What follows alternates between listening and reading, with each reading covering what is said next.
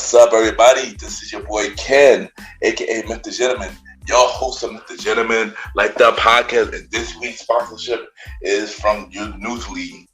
Newsly is a all-in-one audio super app for iOS and Android.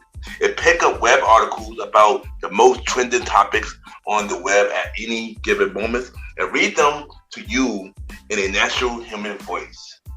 For the first time in ever on the internet, the entire web becomes listenable, all in one place. Browse articles from topic you choose, start playing, start scrolling, and start listening. You can follow any topic as you specifically as you like, from sports, science to Bitcoin, even for the Kardashians. It will find you on the latest article and you read them to you out loud. And they have podcasts as well. Explore trending podcasts from over 50 countries. Our podcast, MrGentleman Like That podcast, is on there as well. Yes, it is. Shout out to Newsly for that. I started using it as my default podcast app. Download and use Newsly for free from www.newsly.me or from the link in the description.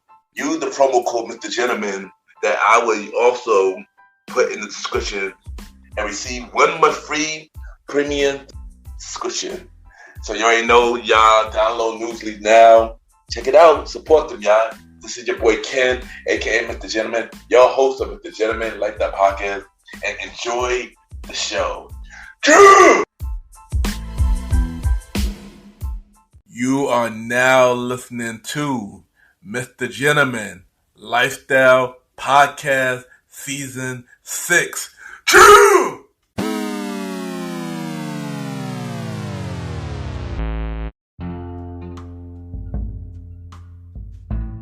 Hello, everybody. This is your boy Ken, aka MrGentleman, 1/4 of the Premier Boy Podcast, and your host of MrGentleman Lifestyle Podcast. And welcome to another new episode of MrGentleman Lifestyle Podcast. Hope all is well. And on this episode, we have our special guest. Y'all already know what it is. This is the big Wrestlemania weekend prediction episode. Meaning we are doing NXT Stand and Deliver and WrestleMania 39 prediction. And of course, we have our special guest. Of course, we already know we got my two bros from the Promoted Podcast, Aaron King Talk Sands, host of King Talk with Aaron Sands, and long live the Chief Malimal, who is host of the up-and-coming podcast show, The Bridge, coming soon. But not only that, we got two other guests that coming on the show. One is a big wrestling fan. She is a podcaster, and she is the host of Let's Talk About It with Anj. And we also got another person who is on alongside Malimal on the Bridge podcast, which is due coming real soon. So we got all four of them on the show, and we're going to talk about WrestleMania and Stand and Deliver. So y'all already know what to do. Sit back, relax, and I'll be right back.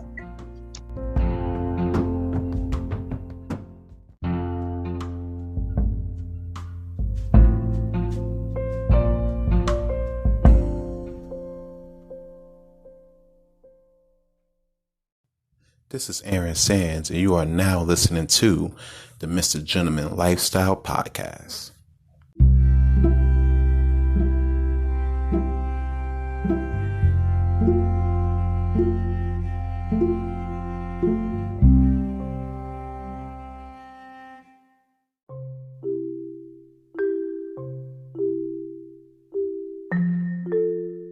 Welcome back, everybody. Welcome back. And at this time, I will be giving y'all the MrGentleman Facts quote of the day. And today's quote of the day is, "Don't let your talent die with you." And what I mean by that is, if you have a talent, go out there and do it. Don't waste it and you regret it later. So don't let your talent die with you. If God gave you a gift, use it. That is today, Mr. Gentleman Facts, quote of the day.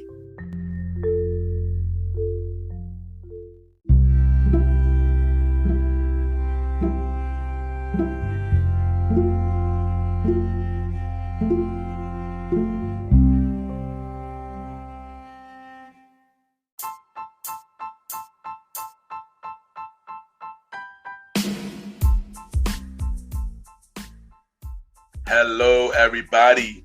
This is your boy Ken, aka Mr. Gentleman, and I am the host of Mr. Gentleman Lifestyle Podcast. And this commercial break is brought to you by Mr. Gentleman Lifestyle Podcast.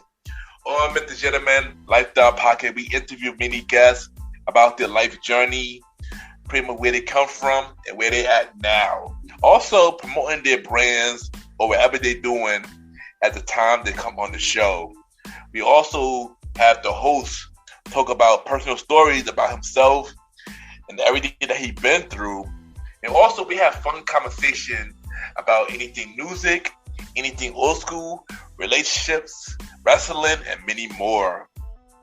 And y'all can tune in to Mr. Gentleman Lifestyle Podcast every Sundays at 12 a.m. We are also on every Thursdays at 12 a.m. for Spin-Off Series Thursdays, where we have all of Mr. Gentleman Lifestyle Podcast spin-off series all in one day, where we have a conversation about music podcast every first Thursday at 12 a.m. The Old School Show with myself and the Star Riding Rod every fourth Thursday at 12 a.m. And we have Date Night Talk Podcast with myself and Miss Vanna B every second and third Thursday at 12 a.m. And y'all can tune in to Mr. Gentleman Lifestyle Podcast on Anchor, Spotify, Apple Podcasts, iHeartRadio, Amazon Music, Pods, and many more. Or y'all can check it out on the official website of Mr. Gentleman Lifestyle Podcast, www.realmrgentlemanlifestylepodcast.com, www.realmrgentlemanlifestylepodcast.com. And tune in every Sundays and Thursdays at 12 a.m. for Mr. Gentleman Lifestyle Podcast. Thank y'all for tuning in to this commercial break of Mr. Gentleman Lifestyle Podcast. Back to your regularly scheduled program. Cheer!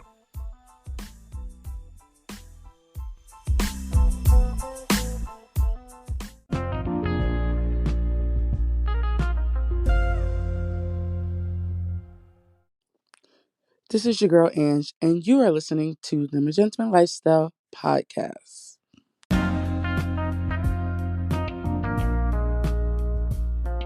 Yes, welcome back, everybody. Welcome back. And at this time, I got my special guest. But first, this is the big Wrestlemania prediction weekend episode where we are doing NXT Stand and Deliver and Wrestlemania 39. Usually I have my bros from the Promoted Podcast here, but we got a bigger lineup today, but I'm gonna do my lineup one-on-one. So first thing first, I got my bro from the Promoted Podcast, and he also the host of King Talk with Aaron Sands. I got my bro Aaron King Talk Sands in the building. King Talk. Yeah, that's me. You already know what it is. It's your man's Aaron Sands. We are back with another one. If it's WrestleMania season, if it's Backlash season, if it's SummerSlam season, you already know I'm here with the bro, Ken the Gentleman, talking that wrestling shit. Yeah, there you go. Next, we got my other bro from the Premier Podcast. He's also one of the hosts of the Bridge. I still wait for that show to come out. I got my bro, Long Live the Chief, Malimal. Welcome back to the show, bro. Know what it is. The Chief, I'm happy to be in the building. We about to predict some wrestling. And I know for a fact now that we can put money on this. I'm about to win some money. Okay, there you go. Okay, next, she is a big wrestling fan. She is a podcast host. She got a podcast show called Let's Talk About It with Anj. We got Anj in the building. Anj, how you doing? Welcome to the show for the first time. I'm good. I'm ready to talk about some wrestling. Yeah, there you go. Oh, and now last but not least, he is also another host of the Bridge Podcast. Do wait for that show to come out. We got 21 Cal, the Source King in the building. Cal, how you doing? How's everyone doing? I'm ready to talk about some wrestling. I'm here to talk about some head of the table talk. Okay. And there you go. Oh, he ready. But there you go. Welcome to the big WrestleMania weekend prediction show. And how are y'all doing today? Man, we unbelievable. We fired up. We 24 hours away from the show of shows, the granddaddy of them all. It's the best week. It's the best weekend of wrestling. So you know. Facts. So let me get a quick poll real quick. Do you guys think this event is going to be big, or you think this is going to be stupendous? Nothing is going to be stupendous. No fucking. It's not going to be stupendous. We already had stupendous. We don't need another stupendous. Can you get bigger than stupendous? I don't think it gets bigger than stupendous. Now that stage is stupendous. Oh yeah, that's a whole. That stage was next level. I don't even know the word for that, but that's probably one of the best stages they ever made. I think so secret.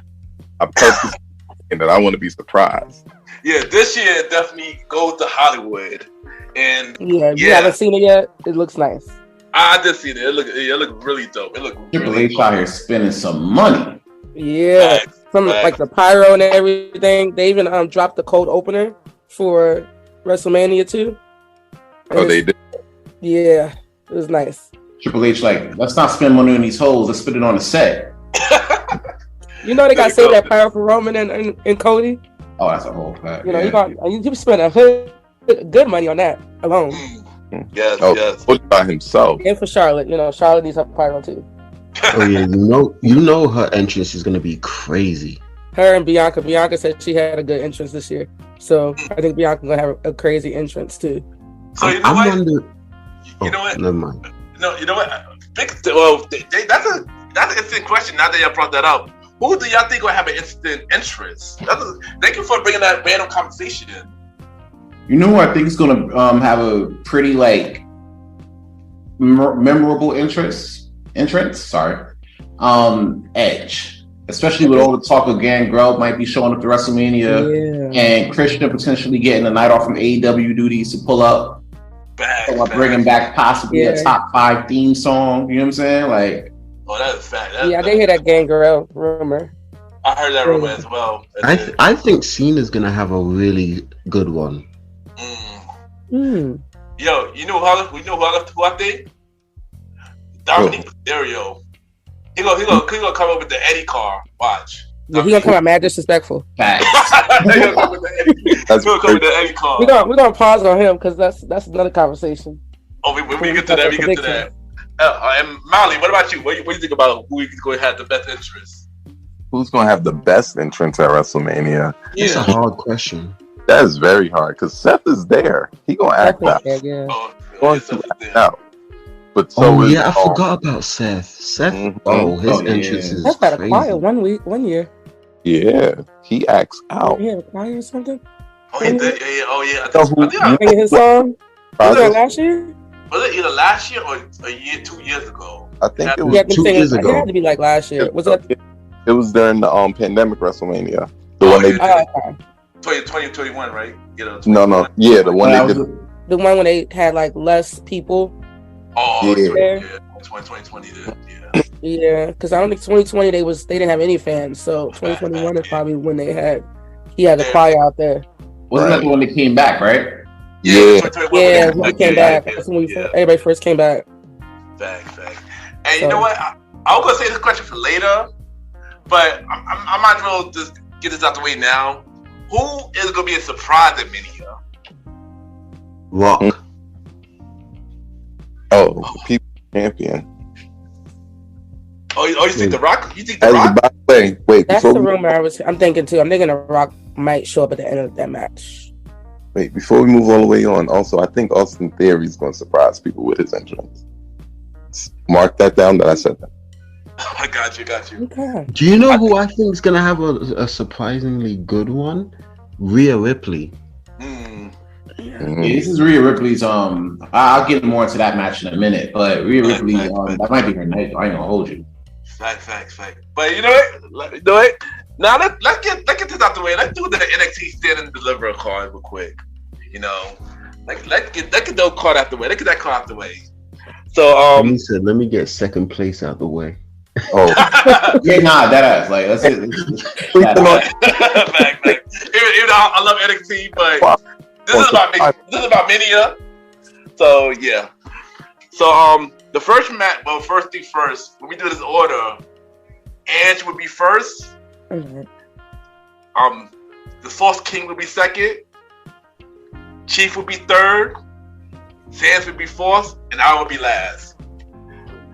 So the first match in the NXT Stand and Deliver is Johnny Gargano versus Grayson Waller in an uncensored match. Who you think is taking that? Definitely Johnny. He do this. Grayson Waller is disrespectful. I honestly picked Johnny too. In the last unsanctioned match, did he win that one when he fought Ciampa? I don't remember. I think he did. He lost one of those matches when he turned. Like he lost one match. No, I think he won. He won that one, right? I think he won. Yeah, he won. It might have been the last man standing match he lost. One of those matches. He lost one of them, but I can't remember. Alvin showed me that fight. That was crazy. Yeah. I definitely think Johnny Gargano's winning that. I saw he said Johnny as well, right? Yeah. Y'all gonna be surprised with what I think. I think Grayson Waller that. Of course, not gonna pick something different. I'm not surprised about that. First of all, I've been watching Grayson Waller. He's an asshole of assholes, but he's been having some big losses lately. He took 2 big losses to Braun. They gotta give him something. They haven't been doing a damn thing with Johnny Gargano. I mean, a damn thing. Not even WWE. That's what I'm saying. He went back. He started the feud, went back, lost, and then came back. He's going to lose. I think they're waiting for Ciampa. Mm-hmm. Yeah. I agree with that too. He waiting for Ciampa as well. Sans, what about you? What you think? I'm gonna have to go with Alvin here. I'm going with Chief, man. I'm going with Grayson Waller. Being the fact that what I've seen from Gargano has been trash since he came back. I haven't seen nothing spectacular, nothing major. Waller's been this pretty wildly disrespectful heel, which I personally like. He pulled up to his home. Right. Like, when you don't give no fucks, you pulling up the nigga's crib. So that's probably book of your bitch. Fun. Pulled up on your shorty and your baby. So yeah, and on top of that, I think it's Grayson's time to actually become like a mainstay either at NXT or potentially pull up on a main roster on a Raw night. You feel me? Well, see, my pick. Both sides say good points, but I'm gonna go with Johnny on this one. You know, he came back to NXT for redemption on Grayson Waller, and that is like he's gonna do. He's definitely gonna win. I do agree that him on the main roster haven't been the greatest, but like Anj just said, well, I agree with her. I think they are waiting for Ciampa. So WWE is treating Gargano like how they're treating Ricochet. Or how they treated Keith Lee before he better left. now. Nah, they treat Ricochet way better than they way better. Way better now. So Triple H. Ricochet put out killer matches. A lot, boy. Way everybody. better now. And that's the thing, like with Johnny, Johnny could put on some fire matches too, Right. but at the same time, they're not giving him enough play to really produce. They're doing one good match and then they kind of forget about him. I'm like, I think because he threw with Dexter Lumis. I think Dexter Lumis holding back, honestly. Nah, these guys didn't have the star power necessary to be put in the positions that they are capable of. it was better when it was all 4 or 5 of them together. When it was him, his wife, when they was doing the way together. That's why I'm waiting for Indy to come up because I need to do something with Candace too. Oh, and they never treat Candace well. Yeah, at all. Oh yeah, that's not But and that's a good segue because the next match is the ladder match for the women's NXT Women's Championship. We got Roxanne Perez, who came back this past Tuesday. We got Zoe Starks. We got Gigi Dolan. We got Tiffany Stratton. We got Lara Valkyrie. We got Indy Hartwell. And the NXT ladder match for the NXT Women's Championship. Who do you think wins this match? This one hard to predict because before they brought Roxanne back, I really thought I was down going for Tiffany, like all the way. Like I didn't see anybody else here. Like we've been saying, Indy, she had so many opportunities. It's time for her to come up. And then Lyra, she's kind of new still. And then Gigi, she's still kind of new to the singles thing too. And Zoe, she's had opportunities, and they haven't done that with her. So, only other person I was thinking was probably Tiffany. But now that Roxanne's back, I'm kind of going for the champ. I think she has something to prove. Roxanne is retaining that belt. Yeah. There you go. I'm gonna have to agree with the. I'm sorry. Molly, what you got? Molly next. Fans. The funny thing is, it's weird. Like it makes sense that Roxanne would win, and 90% of me says yes, but I'm going 10% of me that says no. They bring her up because she looked phenomenal at the Royal Rumble. Freaking phenomenal. They're gonna pull a little swerve on us. Who? They're gonna pull a swerve on us, and Zoe Starks is gonna snake her way to that title. Can't stand her. Roxanne is gonna go up, and who definitely not to bet your money on is Gigi Dolan. She is not winning that match. Well, I got my reason why she's not winning. I got my reason why she's not winning, but I'm saying go. I'm gonna have to agree with you guys here. I'm gonna go with Roxy for this one. Mainly because out of everybody in that field, I feel like she's the only one that could really hold that title with like some type of justice. So honestly, a lot of the ladies in that crowd is either not ready to be that person, except for maybe Tiffany, and that might end up being a thing somewhere in the summer.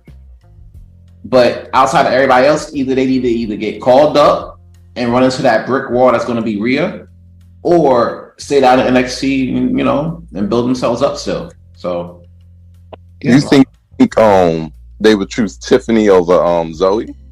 I can see it. I could too, because let me go real quick. Well, one, I do see Roxanne winning off the bat. Roxanne retaining. I think Zoe getting called up. I think this will be Zoe's last match in NXT. They've been saying that she gonna get called up for the longest. I think this is just a big match for her to lose. Yeah, basically. Basically. Gigi ain't winning because what's her face gonna interfere? 100%. I'm with you. Yeah, that's why I said no to Gigi too. Yeah.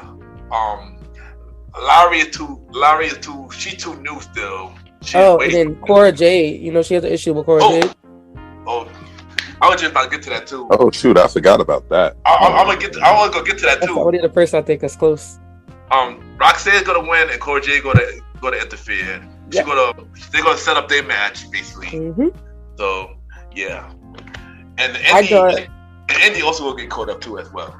So what I thought was originally going to happen was I thought they were going to wait to bring I thought they were going to bring Cora Jade back for this match and have her be close to winning, and then Roxanne comes back. So that would have been dope. That would have been dope. So I feel like it might do a swerve, and they might have Roxanne's close to winning, and then Cora Jade comes back and ruins it, or we do the other thing and we just have her win, and then Roxanne attacks her. Cora attacks her afterwards. What you just said would be better. What you just said helped me fuel my little 10% conspiracy theories that I'm going to say. Tiffany winning or Zoe winning? Zoe winning, yup. Oh my god! Zoe and Indy's going up. Zoe getting called up, so Zoe getting called up and getting hit is when to smack dab into the wall of either Rhea Ripley or Asuka. Right. First off, Zoe needs to work on her promo skills because she can't talk like the rest of the girls. She's not exciting, but she's a heel. Yeah, I mean, but she's not even like, she's not. I don't think she's like Tiffany level. Like Tiffany has that annoying, like rich girl thing. Like it works for her. Yeah, like but Zoe's just like, just go away. But also, Zoe can't get caught up yet. Zoe can't get caught up yet because she also got finished the feud with Nikita Lyons. Oh yeah, He beat her, and then Nikita got injured again. Yeah. I feel like Nikita. I want to know who attacked her. They threw the answer that either. That's what I'm saying. They threw the answer that, yo. Zoe and Nikita, because they should beat her going, and then Nikita got hurt. I don't understand people. Like, you need to have a best friend that go with you in the parking lot, because y'all should know better. Most dangerous place in the most dangerous place in the world. Everybody legal about that shit. Everybody should know better about that. Look, I'm gonna tell you about that. They're the main ones over here attacking people in the parking lot. Gee Louise, man. That NXT parking lot, man. So the next match is the NXT Women Tag Team Championship. We got Fallon Henley and Kia James versus Alba Fyre and Issa Dawn. Ooh. Definitely Alba and Isla, because first of all, Isla Dawn been there since they started NXT UK, basically. Yeah. And she has had, if you've seen like some of her matches she's had since she's turned heel, like when she like matches she had with Miko and anybody like that, she's definitely goes into that post spooky realm, and she's very talented, and she was trained by Malachi Black now. She was trained by him, so she's like real legit, and we all know Alba Fyre. She's just legit in her own right, but definitely a long time coming for both of them. So I hope they get that. She finally gets her moment. So, because I think Kiana James and Fallon Henley, something's gonna happen with the whole love triangle, going on, this romance stuff. Like, I don't know about this. Something's gonna come out. I think the titles are gonna change hands. Mm-hmm. I think Fallon is definitely gonna get pinned. Rock out with Kiana. Why not Kiana? I don't know. To be honest, I'm not even gonna lie. I feel like they're gonna make a statement and pin Fallon. Well, so you feel like they just gonna run through them? Yeah. I think this is the next level for them. I personally agree with y'all this time. I do believe about time. Yeah, finally. It's Dawn. I'm not the biggest fan of is Isla, the Dawn lady. Isla. Isla Dawn. Isla. She hasn't shown me anything super special. I know she can go a little bit, but she hasn't shown me anything ultra special. But go watch NXT UK. She got some good matches on there. Nice. Breeze back through that. But what I do see is that Fallon Henley and Kiana James are definitely transitional champions. Mm-hmm. I see the love triangle thing playing into the spooky thing that Isla Dawn does, where she like controls people and uses their emotions and all types of weird Bray Wyatt-y nonsense. And I see them taking these titles because they're definitely, like, I know for a fact Alba Fyre is definitely like a top level person that can hold that title. She should have gotten her hands on the woman title if Mandy wasn't right. Fact. All right, Sans, what about you? What do you think? All right, so I'm gonna keep it a buck. That's all we do here. I haven't really been following the storyline too crazy. You know what I'm saying? As I said in the pre-talk, like I've really been following certain storylines from NXT. However, I am a big fan of Alba Fyre's work, so I'm going with her and her team for the W. Yeah. So I can explain it. Hopefully, it makes sense. Yeah, it made sense enough, so it makes sense enough. And I agree with all y'all. I'm going with Alba Fyre, and it's a done. So have we got unanimous decision? Yeah, they played with the on top. They're the first. They're the first. Yeah, imagine if we're wrong. That would be hilarious. Yeah, that's cool. I was shocked when they won the titles the first place. The first one when they won it. Thanks. And yeah, we all got the same choices. So yeah. Next match we got is the NXT North American Championship. Ooh. Yeah. Match of the night. This is gonna be the fight of the night. This could be match of the night. So we got Wes Lee, my guy Wes Lee. We got the debuting Dragon Lee. Oh wow, I didn't realize 2 Lees in here. 2 Lees. We got JD McDonough. We got Iga. Ilya Dragunov. I know Ilya Dragunov. Yeah, there you go. And then we got Axel. And for the NXT North American Championship, I agree with you. This definitely could be match of the night. But who do you think is winning? Oh my goodness, I'm so conflicted with this one. Let me know when you're done. I love Wesley. Wesley's my favorite. I love him. But if you have not seen Dragon Lee, facts. Once I saw him come out, I said he is winning this match. I don't care who they put in here, because I was like, why would they put him in this prime spot this quick, first match, for him not to win? So the only other person I would say will win is Wesley retaining somehow. But I'm not gonna say 90%. I'm gonna say maybe about 80-85% sure it's probably gonna be Dragon Lee. And that 15% is maybe what you call retaining, but I'm more leaning toward Dragon Lee, the new champ. Well, for me personally, something is telling me Wes is gonna retain it, but my heart wants Dragunov. Oh, Dragunov! I want Dragunov to win. It's that because his fights with Gunther. Oh my god, those are classics. Fact. My chest would hurt when I watch the matches. Fact. That is fact. Fact. Everything hurt. They were my 2 favorite matches from that year, or from that year period. I love that. Definitely. But it's my turn. So we got Wesley, Dragon Lee, Ilya Dragunov, JD McDonough, and Axiom. So first of all, I need this match is going to be amazing. It's going to be crazy. They're going to do all the things. The title's staying on the West side. Wesley needs a win. He's like Black John Cena down there right now. Right. You know, need to get some love, and we need to keep taking it to the top. Wesley, I'm with you. You know, that's why I'm conflicted. Dragon Lee's going to look great, but they're going to treat Dragon like they treated Ricochet. Remember his first big match? Oh yeah, I forgot. Yeah, I forgot. Oh my god, I just saw the clip the other day. Good point, Mally. That's a good point, Mally. And Dragon Lee is good too. He is. He is. But he's not winning. He holds it down. I don't know, man. I think if Wesley's not winning, Dragon Lee gotta definitely take it.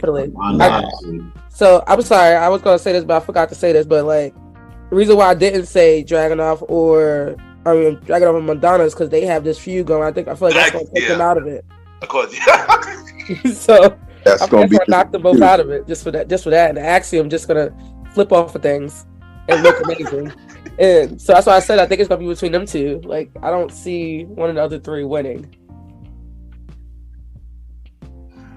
Sans, you said what you said, Sans? I'm gonna go with the Lees, man. Like, if Dragon Lee does take the title, I can see Wesley getting called up and challenging Austin Theory, like the night after, like that Raw after Mania.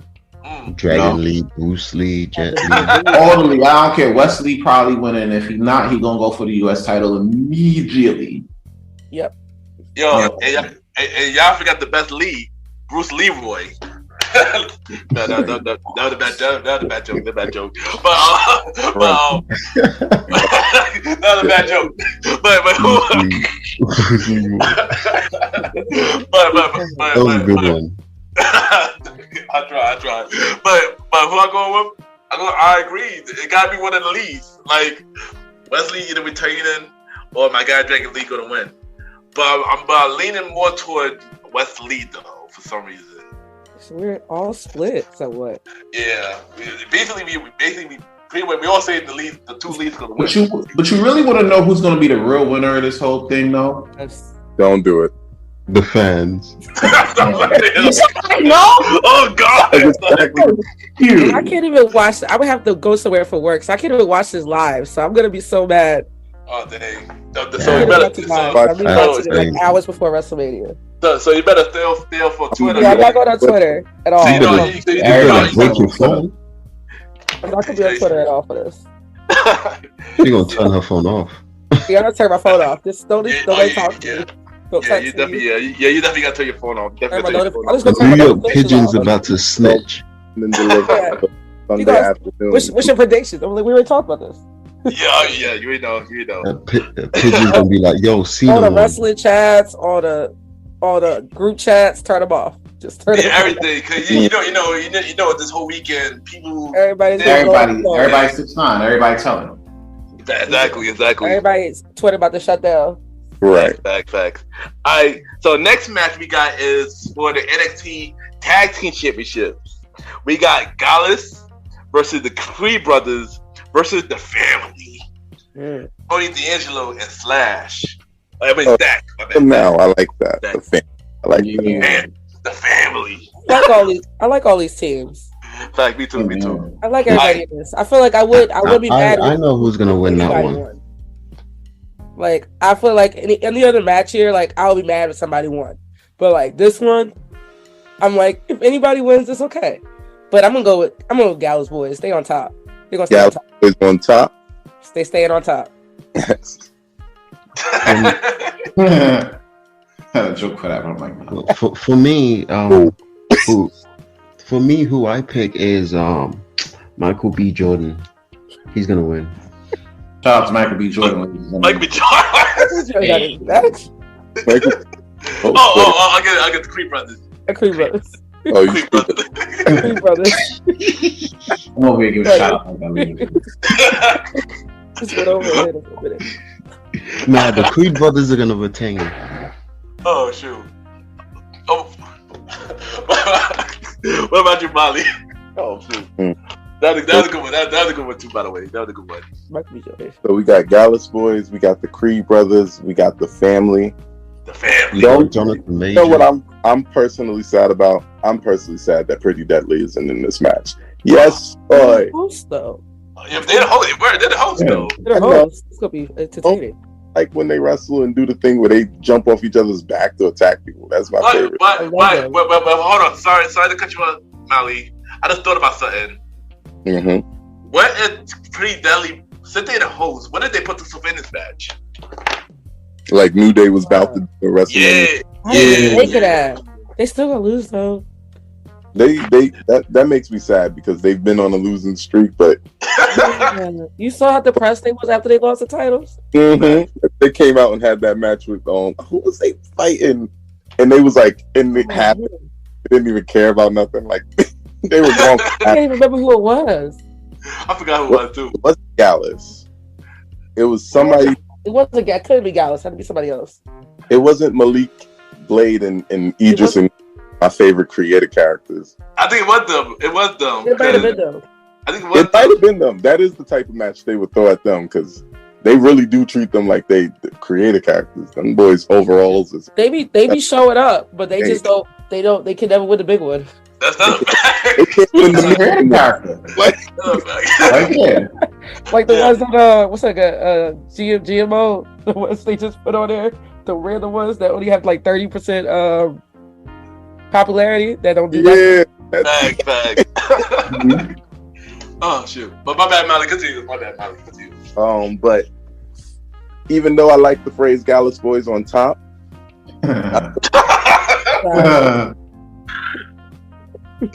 oh shoot! Over Tony D'Angelo and Stax, they've been doing a lot with them lately. It's time for D'Angelo to get a big win. All right, Sans. What about you? Alright, so real quick, I'm gonna have to once again. I'm gonna have to agree with the Chiefs, man. I'm gonna have to go with the Family. The one thing about like new NXT, there's a lot about new NXT that I wasn't really a fan of at first. One of the things that I was actually a fan of was Tony D'Angelo and the family. They've been consistent for the most part. You know what I'm saying? Mm-hmm.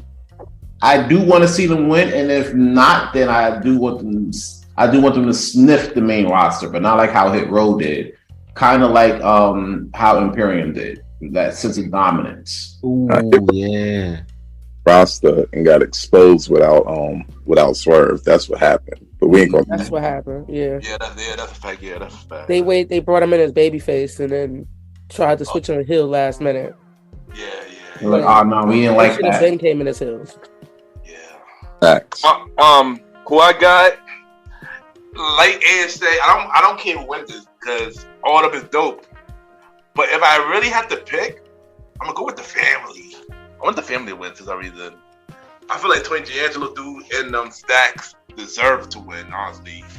And that would be pretty interesting at a tag team championship. I'm not going with you. NXT. And D'Angelo hasn't won a title yet. This will be his first title. That's another thing too. He haven't won a title yet. He's been so close so many times. Yeah, that's why it's well deserved, man. Yeah, exactly. This would be the perfect opportunity. Most improved, definitely. Yeah, this would be the perfect opportunity for him to win, honestly. So yeah, I'll go with the family. That's one. So it's either Gallus or the family. Nobody's going for. Nobody's going for. No, what's someone said the Creeds. No. I said Creed. He did say the Creed. Yeah, he did the Creed. I like the Creed brothers, but I don't feel like their business with Sangha and Veer is over. Yeah, I agree. I agree. We still got to finish that feud first before they talk about title. I think. Yeah, I agree. Ivy's out there. Do you think what's her name gonna come up in there and distract him? Peyton Payton Patley. You're right. He turned on her recently. Yeah, she turned on. I think 2 weeks ago. Yeah. She turned on her in that tag match or something.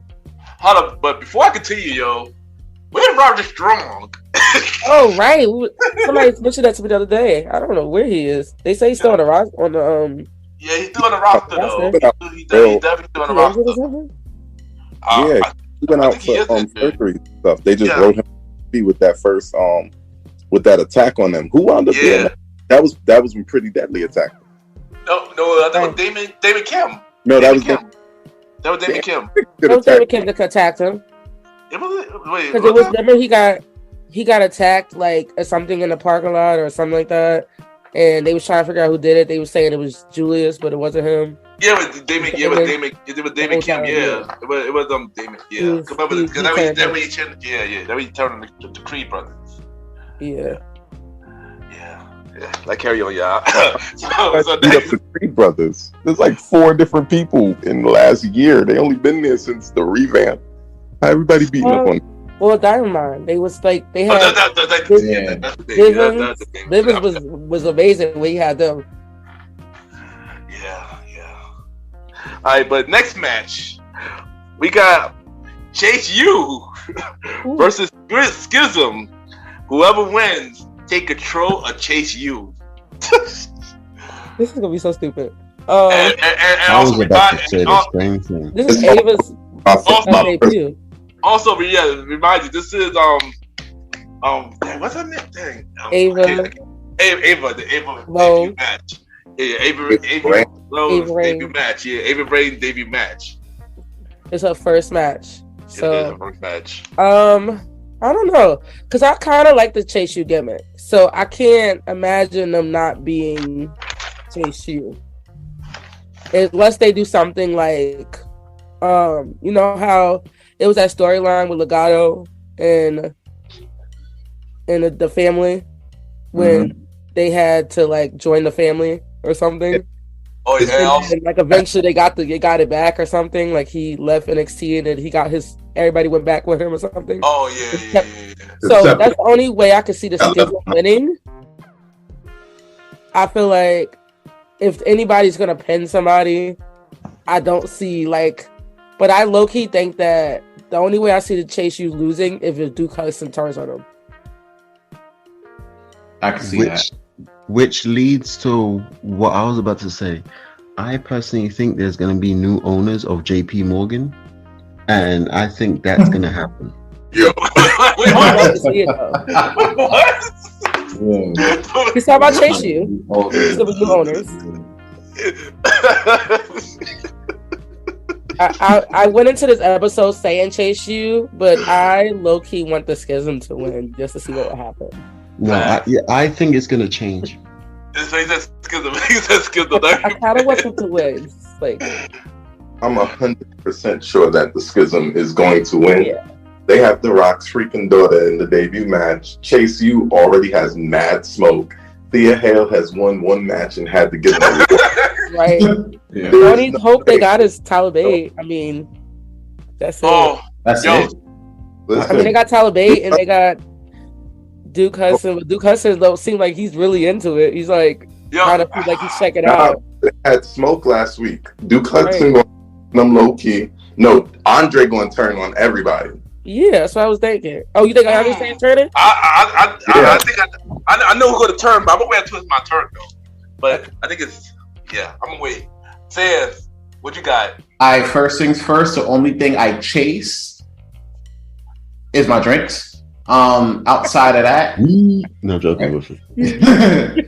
I'm gonna have to go with Shizzle, man. I've been watching like their stuff real quick. At first, them bringing on The Rock's daughter for this one was kind of like but then I actually got to like watching some shit like before I came on. I was like, okay, this might be a vibe, Chase U, I like the gimmick, but I would like to see how it would go if it was a little bit darker.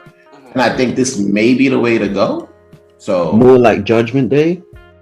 nah, not like the Basement of Despair, nah. He said that's too dark. Yeah, that's like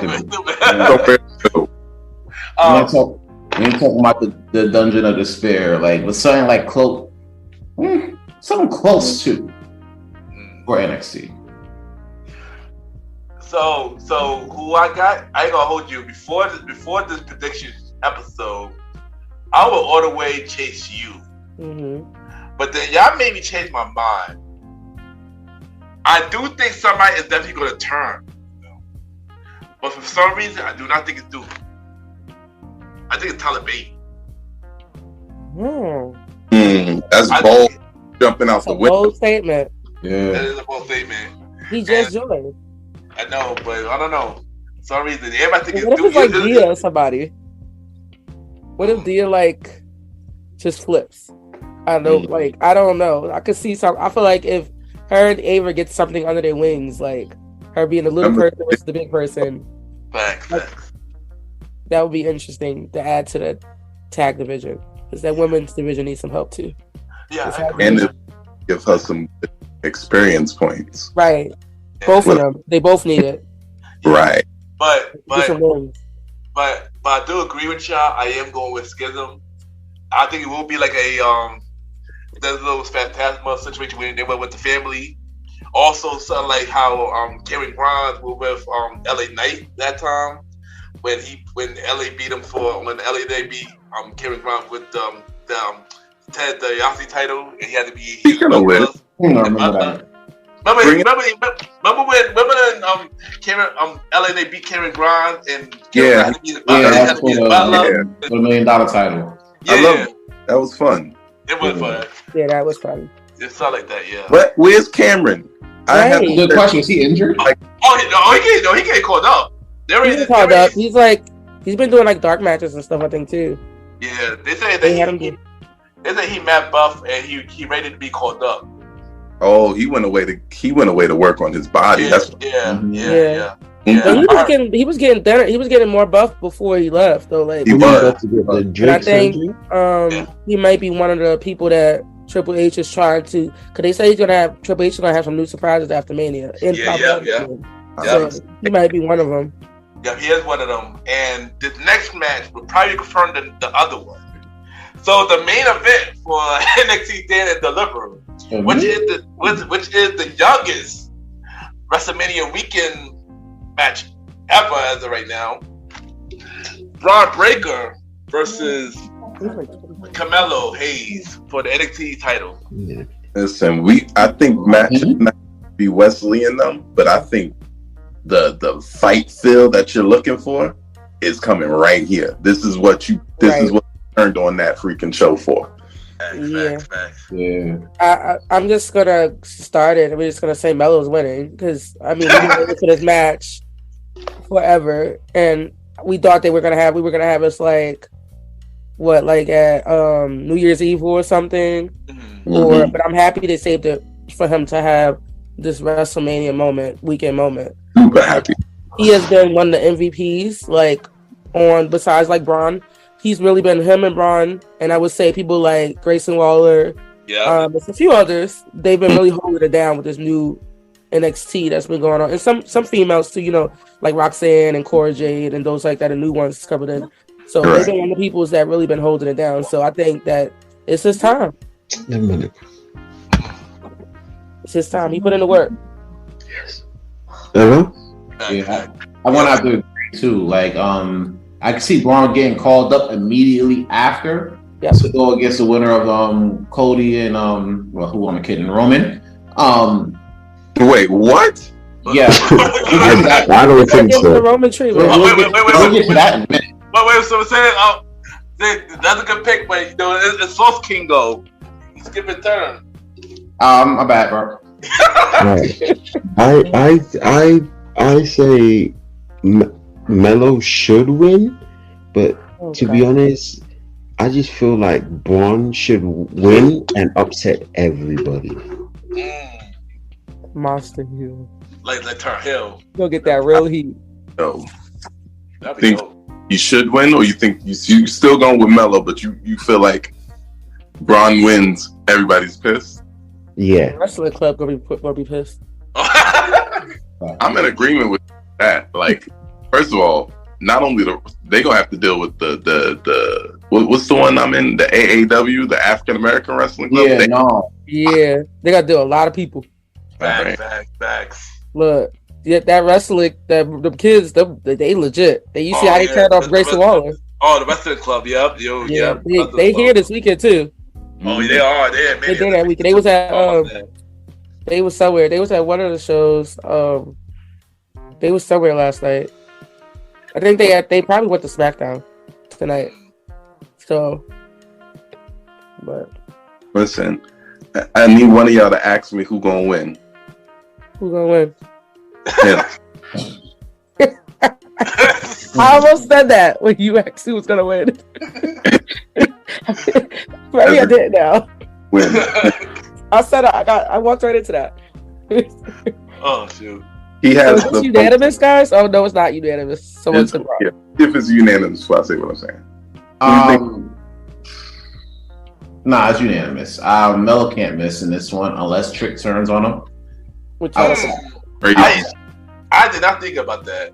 Outside of that, anything short of Trick turn on him, Melo takes home the title. Braun goes up to face the winner of the world of the undisputed title match. That's a claim. Well, who I got? I'll go with Melo as well. Melo definitely winning. I don't think Trick is gonna turn on him yet, but I think it's gonna happen eventually. Yeah, but not yet. But I do think still not greed, but like he still do. Yeah. Like, he got good. He could talk on the bike and stuff. He could talk. Yeah, he could talk on the bike. So that backs him up. That helps a lot of people. Like I would say, like let me give you a good example. People like that could like Russ they weren't bad. Like Carmella. Like Carmella could always talk. Because that's what she was, right? Because she was always the mouthpiece for like Enzo and Cass and stuff. She always spoke for them. With them. Yeah. But like once she became like Miss Money in the Bank and champion, she got better. Like she studied, she got better. Mandy Rose is a good person. She got better. Fact. Alexa Bliss started off kind of. She was like kind of the backup too. No, you're right. She started using all those tricks and stuff. So like you could always start off like talking and then like pick it up in the ring, and some people just don't get it. But that's a fact. Yeah, that's a fact. But yeah, I do think Melo's winning. I think Trick gonna turn him a little bit later when down the line. Yeah, once you start really cheering for Melo like as a face. Yeah. It should have been me. I don't know about the whole immediately challenging Cody thing. No, I don't think. I feel like maybe like I got somebody else for that, but I'm gonna save that until we get to later. Yeah, but I do think Braun is getting called up though. I think he's getting called up though. I don't think he get called up, but not for no Cody and Roman match. I got another thought about that match too, but we wait till we get there about that. Yeah, we wait till we get there. The other night. But now we are finally at WrestleMania Night 1. So yeah, Night 1, and we're gonna throw in the first match. We're gonna throw in the opening match. We got Austin Theory versus John Cena for the U.S. Championship. Wait, that's opening? Yeah, that's opening the whole. They're opening. Yeah, they're opening. Yeah, they already announced that they opening. They already announced that the other week. Yep. I knew it. I thought that was main event night 1. No, that's opening. That's opening. Yeah, it's between the main event night 1 is between either Charlotte and Rhea or the tag titles. Yeah. What I'm hearing, they're gonna confirm it like tomorrow morning. That's what they said. Yeah. So I'm thinking for the tag titles. I don't think it's gonna be. I agree. I can see it being tag titles. I think the tag title as well. I think it's gonna be Charlotte. Because it's the first time that they will ever have tag titles be defended in the main event. That could be a big moment. Yeah. They said it's the first time a tag team be a main event since WrestleMania 2. Yeah. But it's like the first time tag titles will be defended though. Yeah. So they saying that might be happening, and I think that this match has been like a lot of history behind it, so that might be why. But I don't know. We'll see tomorrow. But I'm gonna just say Theory is gonna win, and then he's gonna get booed. He's gonna get the Roman treatment after he beat the Undertaker, and he's gonna get booed for 5 minutes. But and I think that the winner, whoever we talked about on NXT, I think somebody from NXT is gonna come and challenge him. I'm not even gonna lie. Since you said that is true. The fans treated Roman terrible in the past. But then he had. Nah, bro. Not even that. He beat the Undertaker, bro. You know you're gonna have that type of heat. Right. You beat the Undertaker? At WrestleMania? At WrestleMania? Like you knew that was happening. But like Roman, all he had to say was, "This was my yard now," and then he was done. And like, I remember that. I literally heard them say, "Fuck you, Roman." Look, No, I honestly think the worst was when what Roman did to Sammy. That crowd was electric. Yeah, they were crazy, yo. That's Canada. Sammy hated Roman. No, that wasn't in Canada. That was it was the Royal Rumble. Which one are you talking about? Oh, that's when they did that. That's when you're right. They did that Royal Rumble, right? They hated Roman. Boy. Oh, the Royal Rumble was one of the worst. When they just showed that clip, when I watched the what's it called, the Rivals with him and Brock Lesnar, they talked about that, about the Royal Rumble, and they came behind the scenes. They said it's okay, like just breathe it in, like how his reaction was, because I'm like, it's better that he got a reaction than none, because he could have gotten crickets. Like you don't want no reaction, so he was just like, they kind of reassured him like, you did good, you did a good job, they'll come around eventually, Hashtag Bobby Fish crickets. Nah, but I honestly think this fight, Austin Theory versus John Cena is gonna be amazing. It's gonna be technically sound. It's gonna be a sleeper. But yeah, Austin Theory is gonna win. But it's gonna be a close match. Yeah, he will kick out of everything. Facts. All right, Mally, what about you, man? This is the match for Theory to win. They've been building up Theory in this weird, slow way, but still fast, just showing us that he's good and then taking him away. This is the match where he's going to stand out. He's going to come out here. He's going to show off. He's going to get his ass beat by John Cena all day. Find a way to get a sneaky way into the ATL or roll up, and he's going to retain the title. Nah, I think Austin Theory is gonna win legit, but it's just gonna be a lot of back and forth. I don't think he's gonna win legit, especially because they haven't given him a legit win. Yeah. Because everything's been like a distraction or. With him and Bobby Lashley and Seth Rollins. Yeah. Jesus out of somebody. Yeah, because he fell on somebody. Mm-hmm. He fell on the pin. That's how he would have been. He won. That's funny. I didn't even think about that. Yeah. Sam, what about you, man? Alright, I'm gonna shock y'all with this shit real quick. Alright. Oh gosh. A little off the Henny. Homie about to say Cena's winning, and then he's gonna Brock Lesnar with the belt. Cena gonna win and bring back the spinner belt real quick one time. Nah, but Lord, right? I'm for it. Austin Theory's gonna win this one straight clean. Yeah, I'll tell you why. See, yeah, straight clean. The reason why, like I said before, he had a lot of dirty W's. You feel me? Whether somebody else jumped in or somebody fell on somebody else, things like that. Like if Austin Theory beats John Cena clean at WrestleMania, can you imagine the next night on Raw? Yep. He's talking, and you already know Austin Theory cocky as fuck. So you already, bruh. Next night on Raw, you go ahead, A-Town down. Whack ass and that whack ass remainder of a theme song. You feel me? After that part, it just get That's why he left over the music. He gonna get mad, booed, son. It's like they gave up on it. But after that, after they boom for about 3 to 5 minutes, which will happen. Yeah, telling you, Wesley's coming out. They scrapping, and Wesley's winning the United States title first night. And that crowd is gonna explode. I think Wesley is Gail Kim. Saying Wesley not. Well, Sam, I got something that you said earlier. I'm gonna put in this.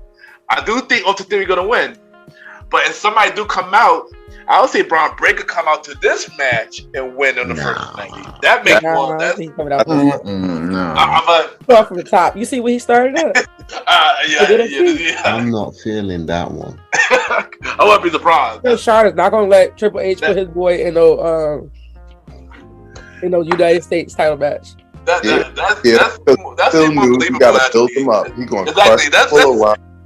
He's going to be like, I go. That's even more believable than Wesley winning, going to the main roster and winning the first night.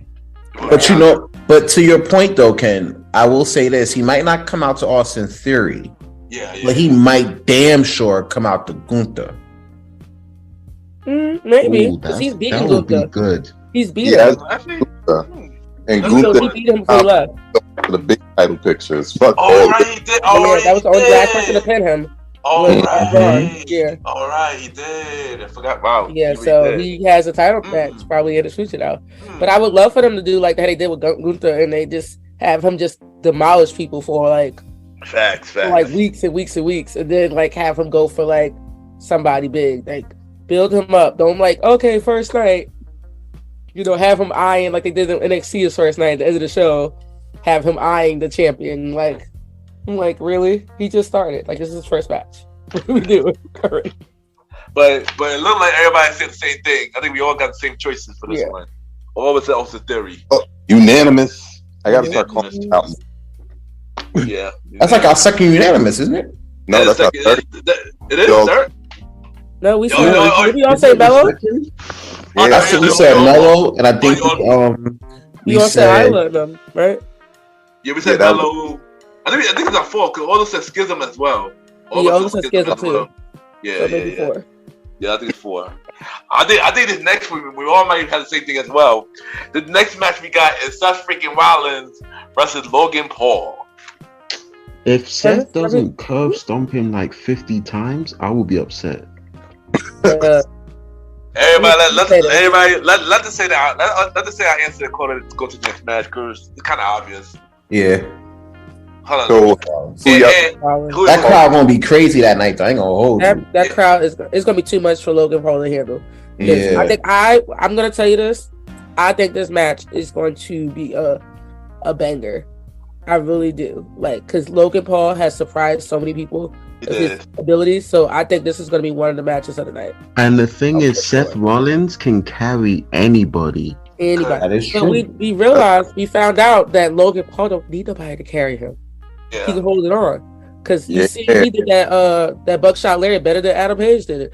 Well, I don't know. I feel like he hit that buckshot better than Hangman Page. He's a little lighter, so he can flow through the air a lot more easier. Hangman hits his, but it's a little more clunky because he's a rather bigger dude. You got to put all that shit in there. Right.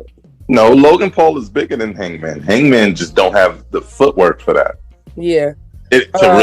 And Seth needs a win, so he lost Cody like 3 times in a row, and he hasn't won any matches. He lost his Universal title like after all those. I mean, the Universal title, his US title. You know, some triple threat match, and like randomly when there's some random pay-per-view. So I'm definitely going for. We definitely think Seth needs to win this. Yo, I want Seth to curb stomp him like 50 times. I'm not gonna lie. He said, "Put him in the dirt."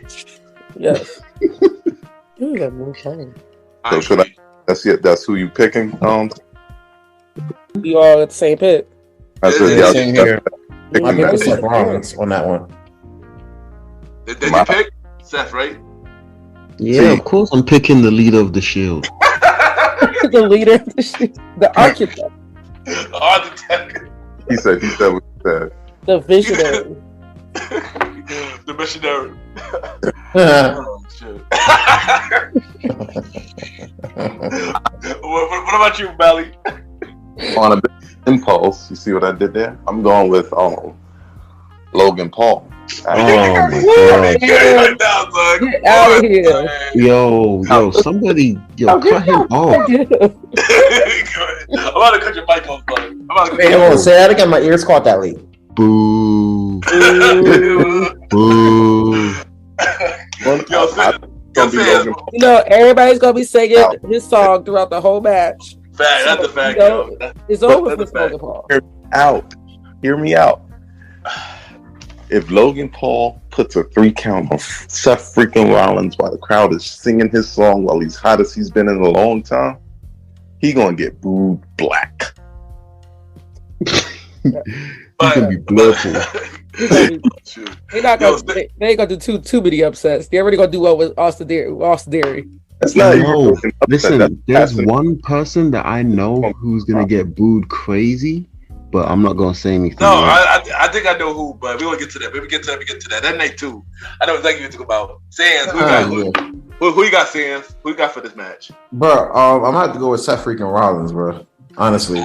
Yeah. Like here's the thing. A lot of people don't notice this, but Logan Paul, for all the skill that he's gained in the ring, he's yet to win a WWE match, as far as I remember. He won last year. Last year Mania with Ray. He won the first match. He won the first match. He won. Yeah, he won. Okay, second now. Yeah, he did. Yeah. I'm sorry. Yeah, but I didn't see him win no singles matches though. He beat the Miz. Did he beat the Miz? Yeah, he beat the Miz. Oh yeah, he did. Oh, fuck. My memory's bad. But he didn't win big match. That's the Miz. Everybody beats the Miz. Yeah, he beat the Miz at SummerSlam. Yeah, that's not a thing though. Like it's not 2 weeks. That was a good match. Everybody beat the Miz though. Yeah, that's not really saying that you ain't really beat nobody like really like that means that was any weight. Like Cody coming in and beating Seth Rollins, like that was a big thing. He just came from another company and came over and beat Seth Rollins. And then he just didn't beat him one time, he beat him 3 times. So that was a big thing. So shout out to that AEW talent pool. Right. But who I go with? I go with Seth. One thing, Seth need to win. He lost the last 2 Mania matches. Last year he lost to Cody, and he lost the year before. I forgot who he went against the year before, but he lost a few years ago to KO too. That's true. Oh yeah, that was the year before. That was like the COVID or something. Oh, That it was was. the Okay. Yeah, that was That was COVID. COVID. He lost COVID. The KO. Like the last big win, the last big That was win a good I remember Seth rivalry. seen getting was when he got the U.S. title from Lashley on Raw. That was a good. All right. Yeah. With That was the last good he Seth had the Rollins. white eyes. argument that they do give Seth enough for him to lose. Oh, your fun fact: I was there that night when Seth won that title in Brooklyn. I was there that night too. So it was a dope match. It was a dope match. I was jealous. I wanted to go back. You know, Yeah. That was a dope match. This next match. So everybody says Seth, except for Mali, of course. Yeah, let's carry Always was.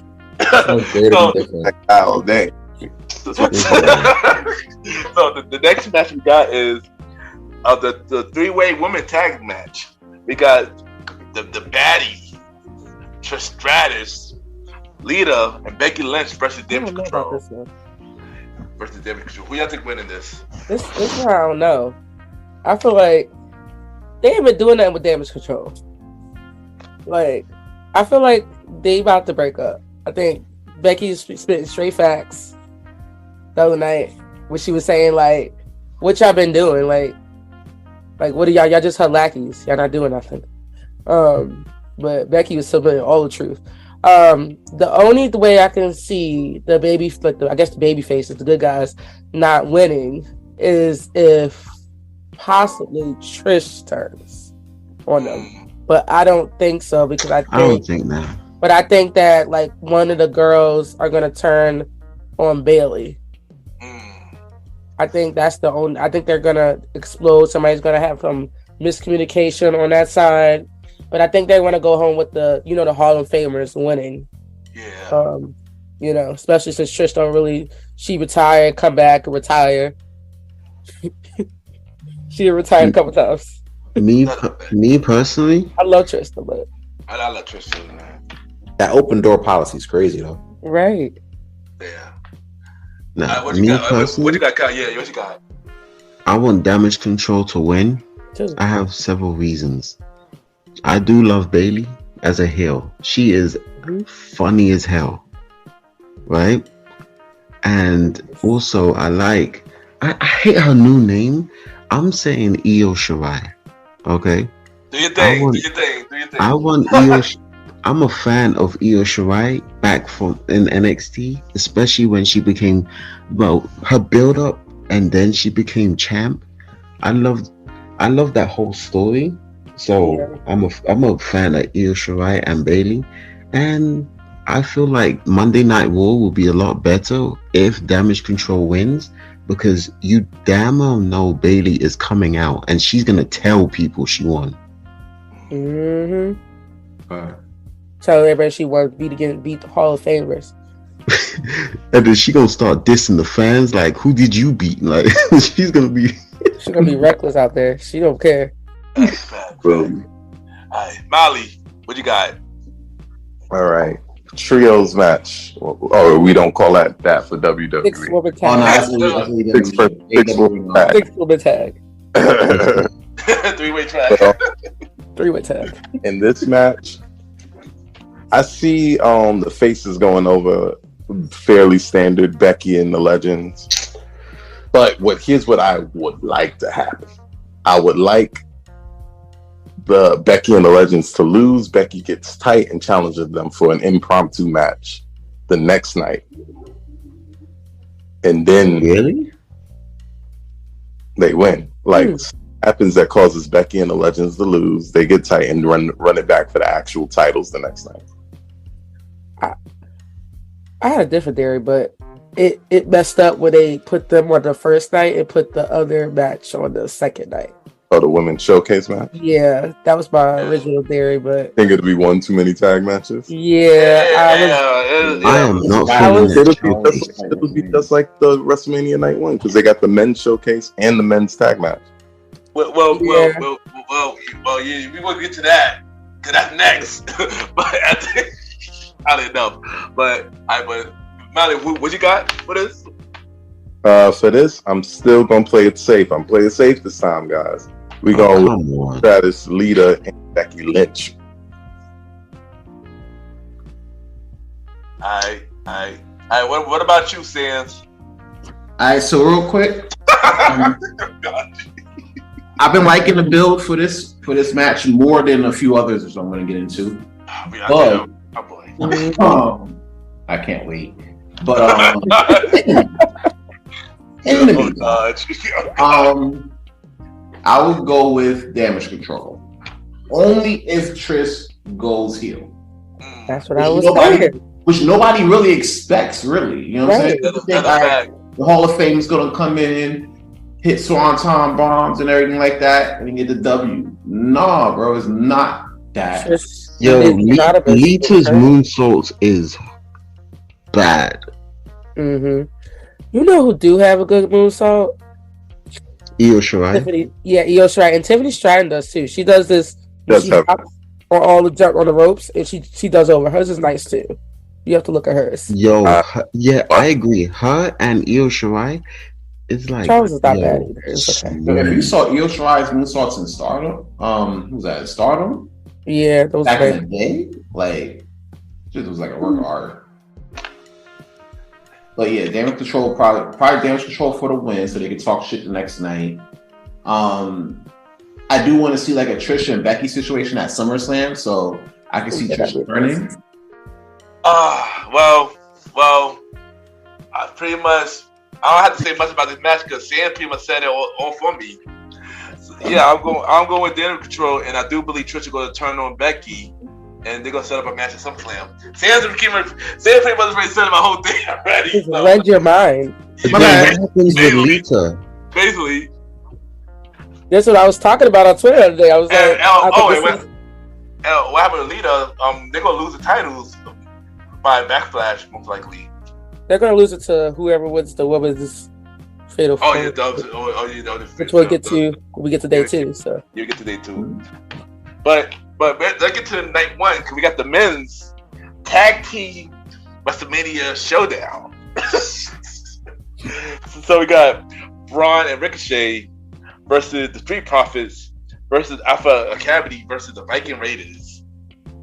And I guess whoever wins get a title shot. Hopefully, in the future. I really hope that's the case. I hope so. But yeah. But then, if that's the case, I don't know if my pick is gonna win. Hold on. Who your pick? I was gonna pick Braun and Ricochet, but they've been winning all these little matches up until it. So I'm trying to do like WWE booking. You say that they're not gonna win because they keep winning. That's a fact. Too much momentum, but something about them, like WWE likes them together, which I think they do bond. They started off with that Twitter beef, facts, and then like he actually tried to help him with Gunther. It was like actually a real like genuine story that got them together. That's a fact. I think that would be a good way for them to win. Everybody else you would expect them to win because they all established. I got alarm stuff going on.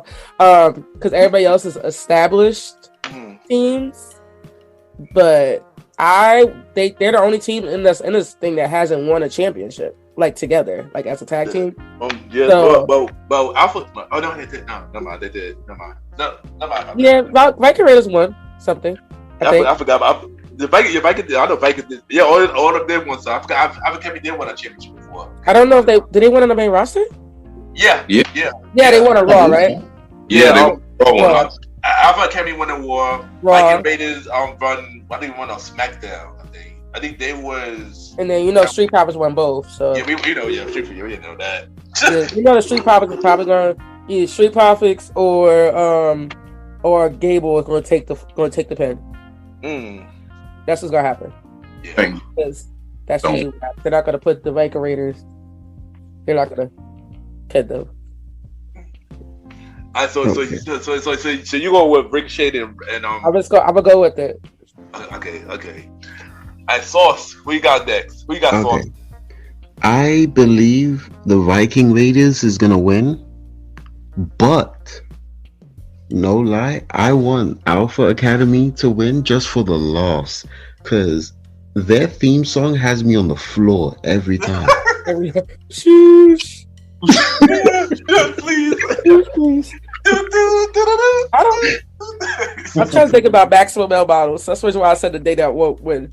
Yo, every time Chad Gable will be like, shoosh, I'll be on the floor, dying. bro. No, that ain't that funny. It made that funny. It made that funny. It's only funny when he does it, though.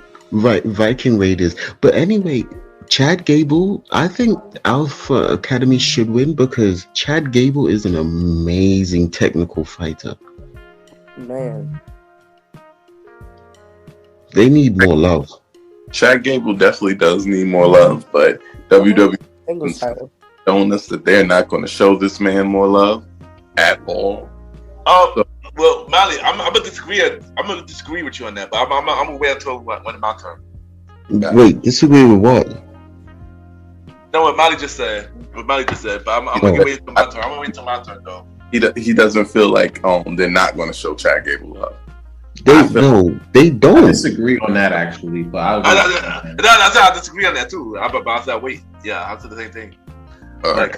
Continue, Mali. Continue. But since I think WrestleMania is a time for change, I strongly believe that the Viking Raiders are going to win this showcase and dominate. And they're going to need somebody to dominate. And they're definitely going to find a way to throw Ragnarok or that other cool move. I wish they would do that other cool one, the leg drop suplex thing when niggas. But they're going to do that to somebody, pin them, and then get themselves in line for a title shot. I agree. Alright, Sans. Alright, so real quick, looking at this lineup, the winner of I feel could be the winner of this match is my bad. I could file this match under matches that I don't care about this weekend. But if I had to pick, that Fatal 4-Way was nice on SmackDown. It was, but it didn't make me care. It didn't make me care enough. I'm like, yeah, this is great. All right, you know what I'm saying? But if I had to choose, I have a thing with like the big and small team. You know what I'm saying? It's the contrast for me. So and plus, you know, the whole storyline that they've been having like over the course of time with them being rivals on Twitter and everything like that. But then Braun coming to the rescue for Ricochet, it was a little on the shorter side. I would go with Braun and Ricochet for the win. Chad Gable is actually like I've grown to be a fan of him, like in his in-ring work anyway. I don't think that they're not going to show him love because he's so good in ring that so much so that I can see him doing like a whole singles run. I feel like Otis, if anything, is holding him back. Right. You know what I'm saying? Because he's been doing so much, right? You see Otis, like he's just a fat nigga. You feel me? I'm sorry. He's just a fat nigga. Go on. Sans. Oh, I'm sorry. Okay. I'm sorry. Come on, friend. But no, let's be real. Let's be real here. Like Otis is mid as fuck, bro. I'm sorry. You know what I'm saying? He's not a Nat figure. Huh? Come on, Sans. My bad, bro. Like I told y'all. Well, at least we made it through NXT without it. He did. You know what I'm saying? But then again, you got to consider this too. Like at the time, Chad Gable, right? He had Kurt Angle's son with him. You feel me? Yeah. So no, stop that. That was not his biological son. I know. I'm fucking around here. Fucking around. Oh my god. But no, like this, to be honest, right?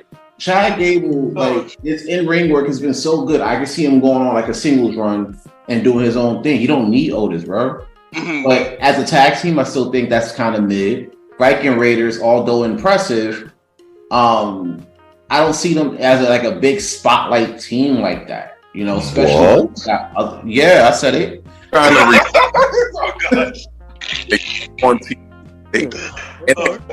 Like the Viking Raiders are really legit good. Oh no, I'm not saying they mid, not by any stretch. But do you actually, right? Think about this. You sit there, you put them against like the Usos, right? Granted, if they still hold the titles by like Monday, right? Well, we're gonna get to that. Yeah. But do you really see that as like must see, can't miss? I don't see the Usos versus the Viking Raiders as must see, can't miss. But I do feel like a classic PWG match of El Generico and Kevin Steen versus the War Machine might be a hit. True, if they bring that back, yeah, War sure. Machine, back. War Machine. Well, who is War Machine and who is El Generico and Kevin? Come on, guys, put it together. We know who the War Machine is. We know who the War Machine. We know who the War Machine is. It's so crazy because like when they change their names, sometimes it takes me a minute to get used to it, and then once it's been years, you're like, oh yeah, that was their name before. It was facts. War Raiders before Vince Mo. Yeah, War Raiders, right. I've been thinking of people's names before they came here. I was like, oh, okay. I've been a fan for a long time. Right. Who I got for this match? I gonna hold you. Ricochet and Braun will be dope. But They're definitely fan favorites. They are fan favorites. Yeah, they are fan favorites. But I'm gonna go with Street Profits. Ooh, I'm not mad at that. That was like my second choice. I wanted to be Street Profits just because That's I love that scene we just saw. Yeah, even though everybody is saying that Montel is gonna go solo soon, which I do see that as a possibility down the line. I hope, but I see that, but I hope they do like how they did with the New Day. And I agree. I agree. For each other. I agree with that. I agree with that too. I want to see one of them turn on each other and have a good ass. No, I don't. It's like seeing Kofi and Big E fight. Come on, come on, now. I don't want to see two black brothers fight each other. So we see that every day.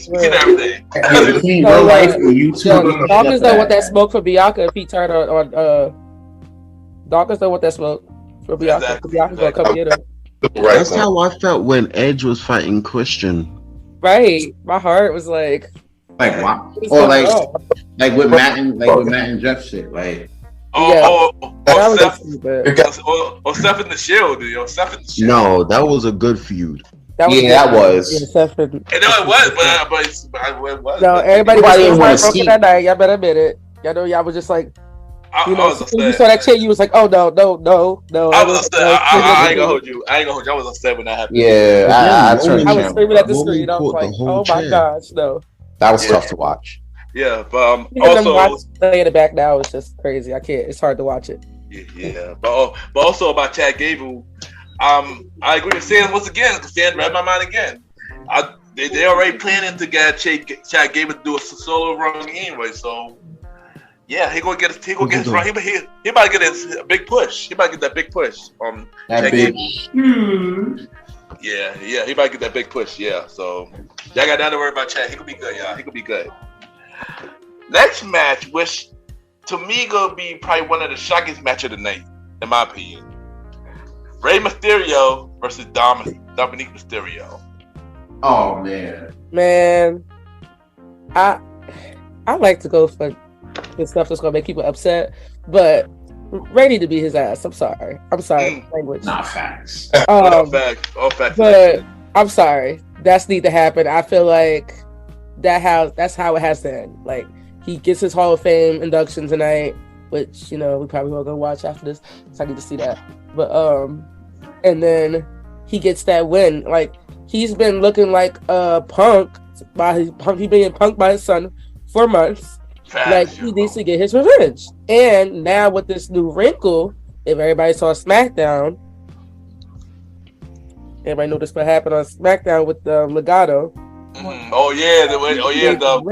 The LWO. Yes, so I think that's gonna play into it because I did hear rumors that Judgment Day and them were gonna get involved, but now they putting to bring that faction back together. Yeah, I think that is it. Somebody said that they think that eventually that Dominic's gonna come and join. I wouldn't be surprised. Yeah, I wouldn't be surprised. Eventually, like he's gonna be like the last member, like Ray was years ago. So eventually join it, and then some other people maybe.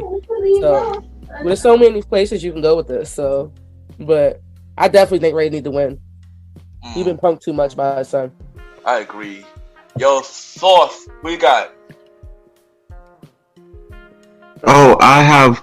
To be honest, I'm torn because I want Rey Mysterio to win based on the story, but I feel like a Dominic win will boost his star power. Right. So I feel like I don't know. It's 50-50 to be honest. We try to get everybody booed. I will have to say. I'll have to say Dominic wins with Damian Priest interfering. That's what I was thinking too at one point, but I think that everybody gonna get booed on Monday. It's supposed to look like it's gonna happen. Yep, they setting up the biggest hills in the world. I know. Give babyface victories at SummerSlam now. No, but the thing is, I wouldn't be surprised if Ray wins, hits him with a crazy 619, and then celebrates with the fans.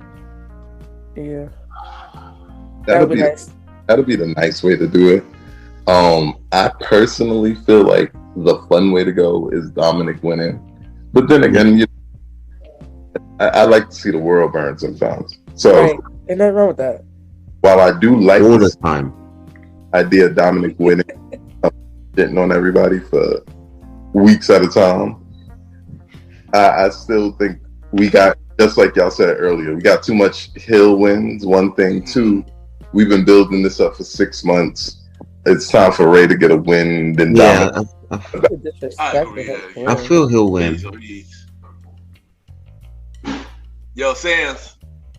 Yo, real quick. And I apologize for the special. I apologize for the special guest what I'm about to do. But guys, you already know what it is. Story time with Aaron Sans. Story time with Aaron Sans.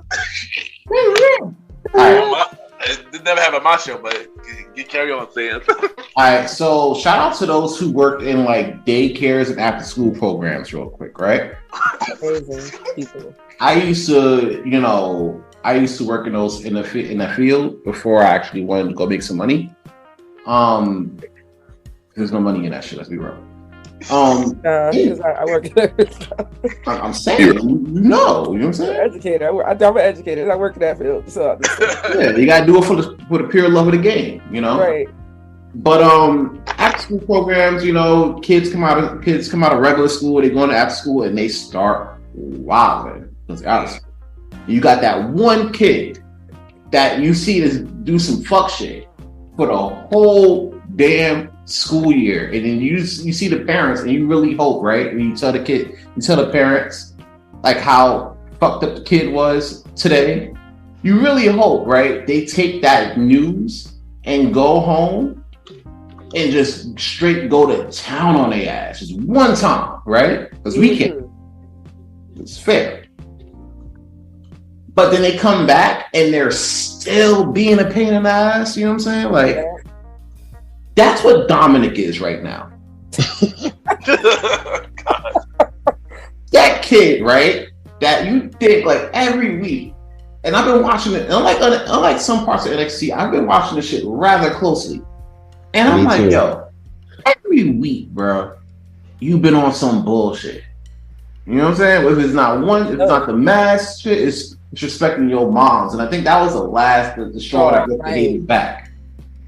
You know, I see Ray taking this one. I see Ray taking this one off two sheer facts. One, it's been long overdue for an ass for Dom, bro. Like, real talk. Like, somebody need to put his foot up in his ass. Number one. Number two, Ray's going in the Hall of Fame tonight as we speak, or a few minutes. Every record. Yeah, he's probably. Yeah. I mean, I watched it Hall of Fame. He didn't go up yet, but yeah, I think he about to actually now. I think, but yeah, but when you have that type of accolade, like, you can't close your career. You could, but with Ray's career, I don't see why you should. You can't close your career with an L. You know, I mean, granted, it's your son's giving you the L, great, but like, for storyline purposes and for like real life purposes, you being in the Hall of Fame, you gotta get this W. So yeah, Ray for the win, and thank y'all for hearing my story time and everything. There you go. And you know, it's funny that we talk about Ray, because Ray is literally going into the Hall of Fame right now as I speak. This is wild. So 619. So who I think winning this match? Well, first thing first, this one person gonna win this match first? Michael Cole. Because the way this man been commentating, doing this match, every time Dominique doing something, man, Michael Cole's going crazy. I can't wait to hear Michael Cole commentate doing this match, like for real. Yo, kid, did you hear when Ray finally hit him? He was like, "Yeah." He's like, finally, he did what all I was telling him to do. If Michael Cole could call him a punk bitch on air, he would have called him. Probably gonna do that shit tomorrow. Yo, Yo, you already know. Pre and a lot of it. Michael Cole go hard, son. Yo, Michael Cole was sounding like JR when JR talks about Triple H. Oh yeah, he was, yo. He really was. Son of a bitch, why?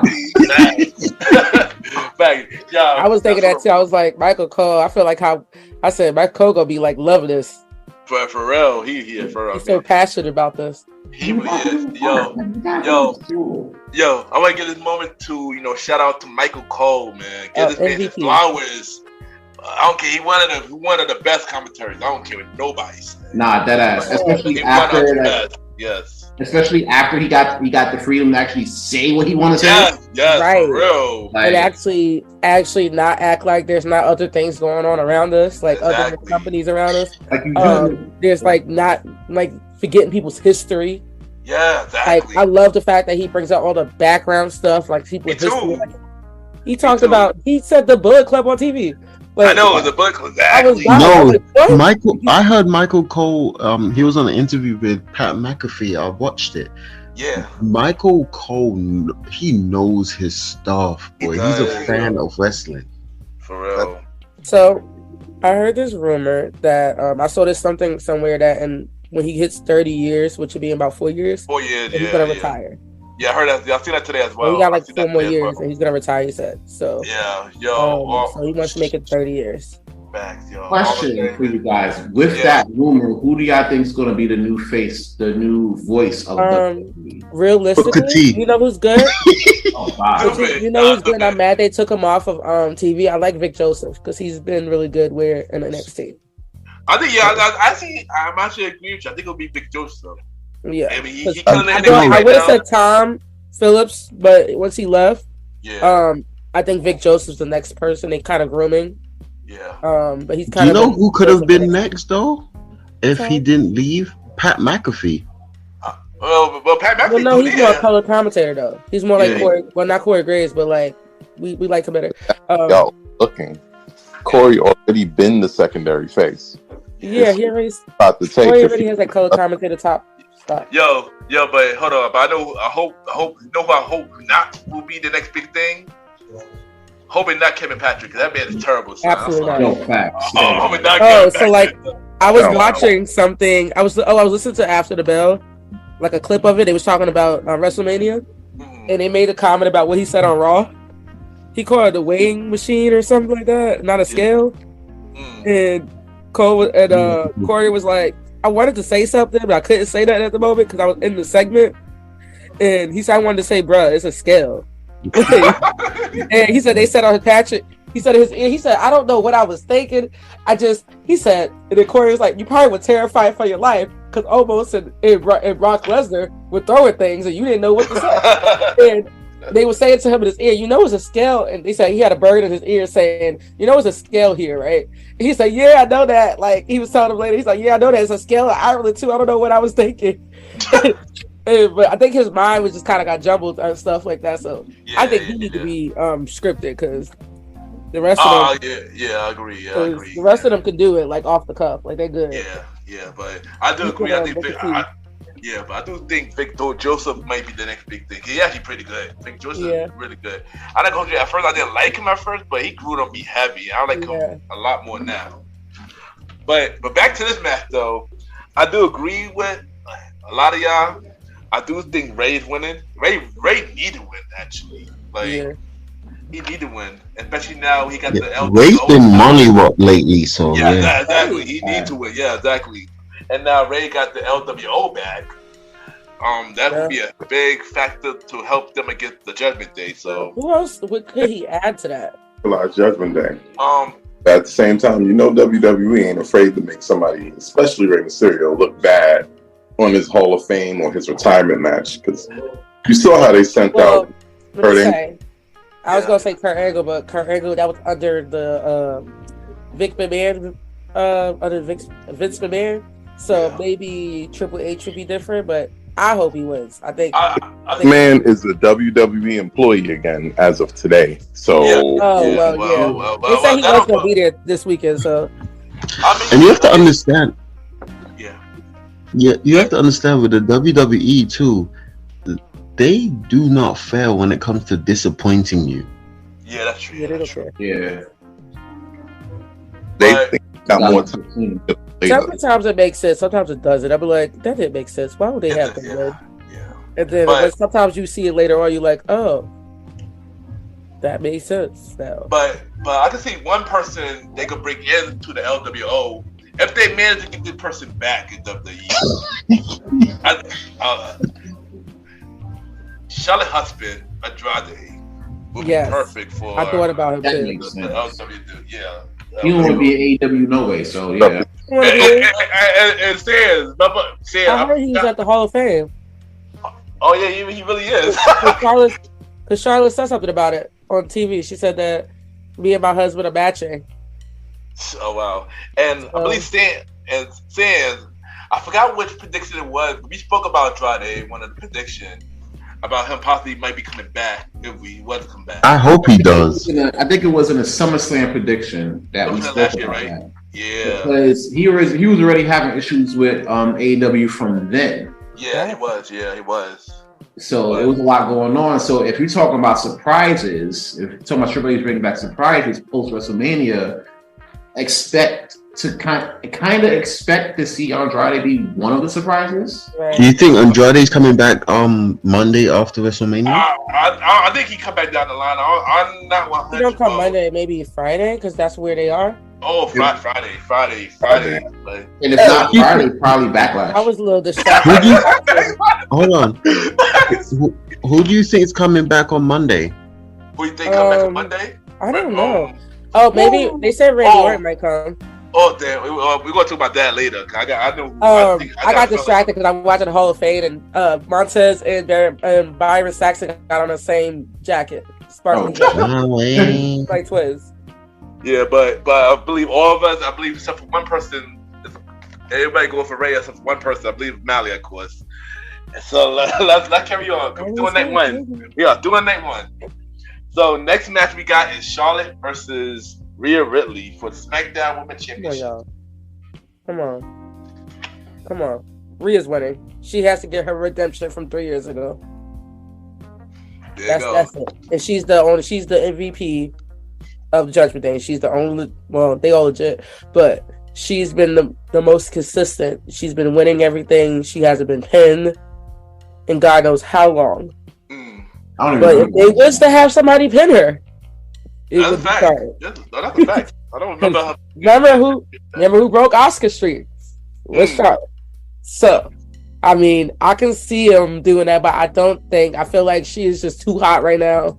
I think that she was not ready the first time she faced Charlotte. I think she thought she was ready. They did Rhea Ripley dirt that WrestleMania. I was so mad. And then once they lost the fans, I was like, oh, they really doing her dirty now. Yeah. Because that whole thing was supposed to be about her not being ready for the big stage with all these hundreds of thousands of fans. And then we lost her. She wasn't.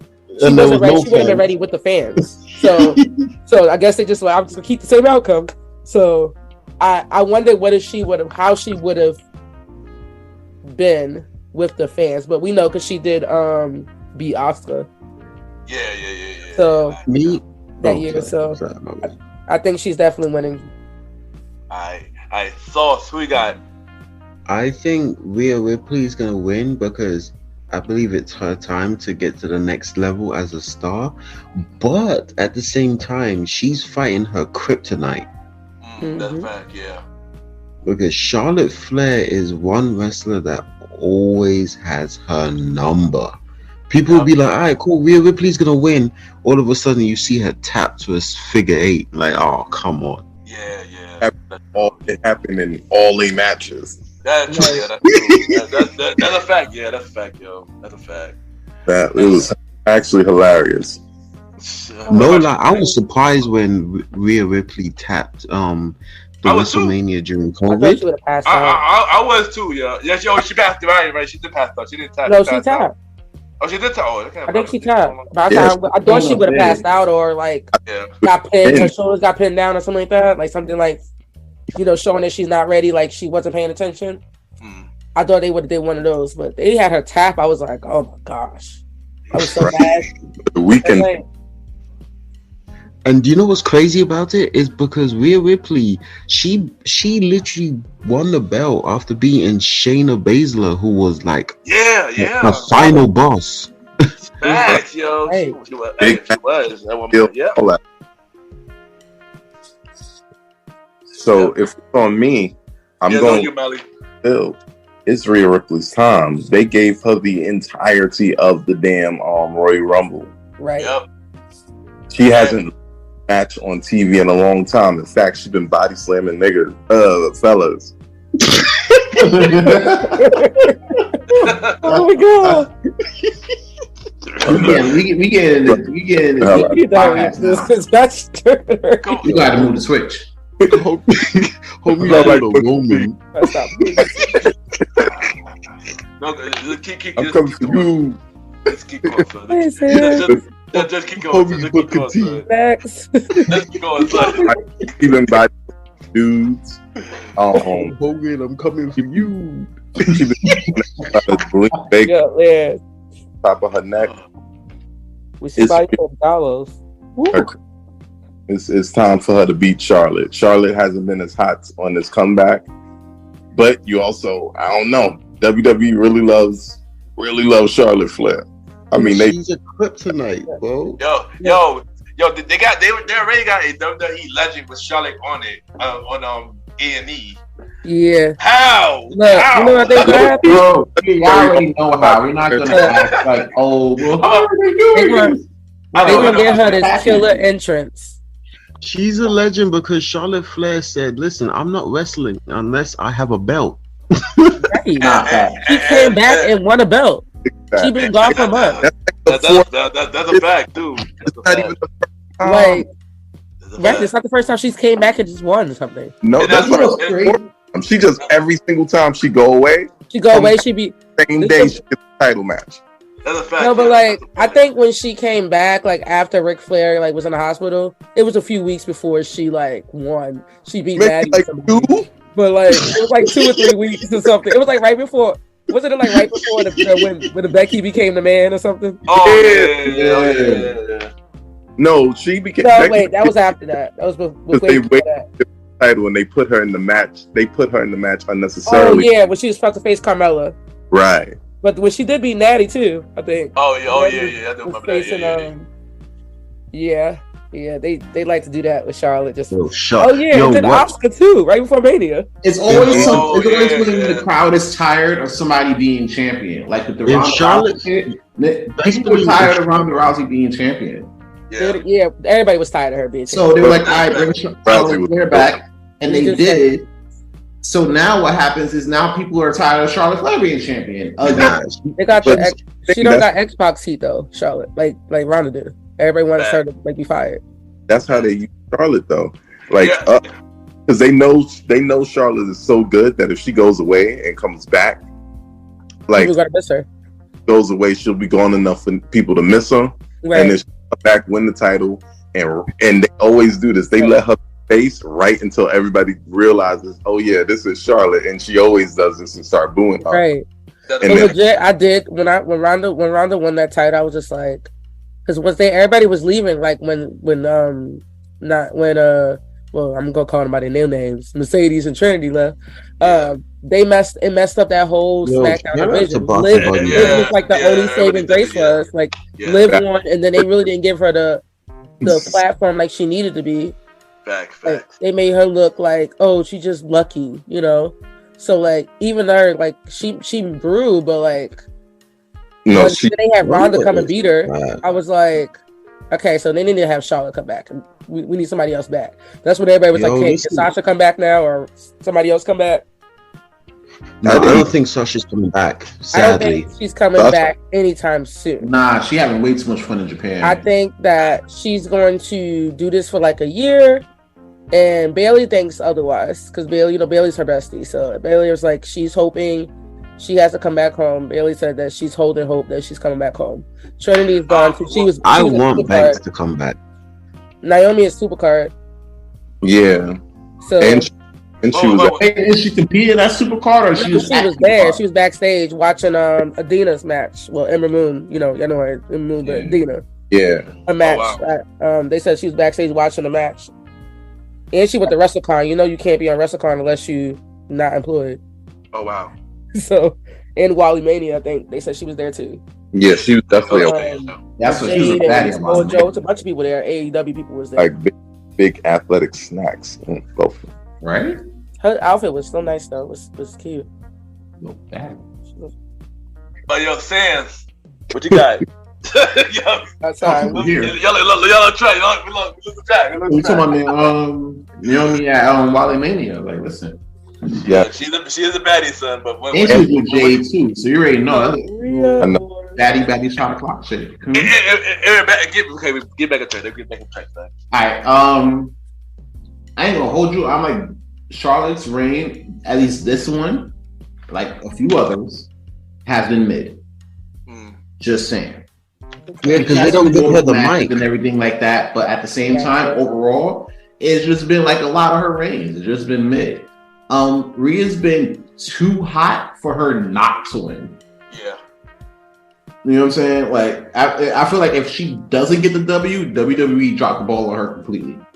I wish WWE does. Because here it is. They gave way too many close opportunities for her winning like big events. Royal Rumble. That was supposed to be her Royal Rumble because Bianca's feet touch both her feet touch the floor. And nobody wants to talk about that. Alright, cool. Then she gets up with the Judgment Day and everything like that. And she, like, let's be real. We can say everybody's doing their part in Judgment Day, but let's be real. People come to see mommy. Alright? It's only her and Finn. Both those two. Well, no, it's not just her and Finn. Dominic's doing his thing too. Yeah. Dominic on fire. It's like that promo? You didn't hear that promo? I did, son. Dominic killing this. He been talking way too much shit. That promo after he got slapped. Somebody told me that he had slapped a promo in him. Yeah, he did it that Monday. That Monday, he did a promo. That promo was fire. It was fire, son. It was fire.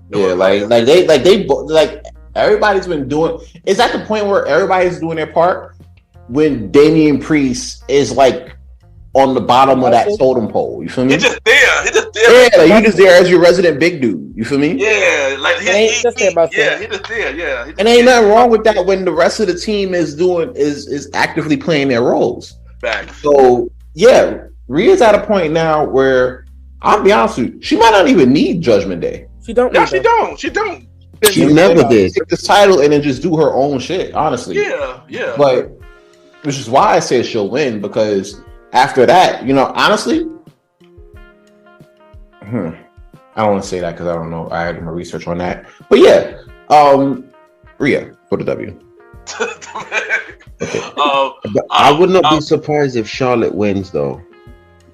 It would be upset. I don't think anybody would be surprised if she wins. To be honest, I don't think Charlotte winning. I do think Rhea is definitely winning. I do think Charlotte will get the title back later down the line, just so she could get that. She gonna get it back the Monday after. Or Friday. I'm gonna do that for you first night. First title reign was horrible.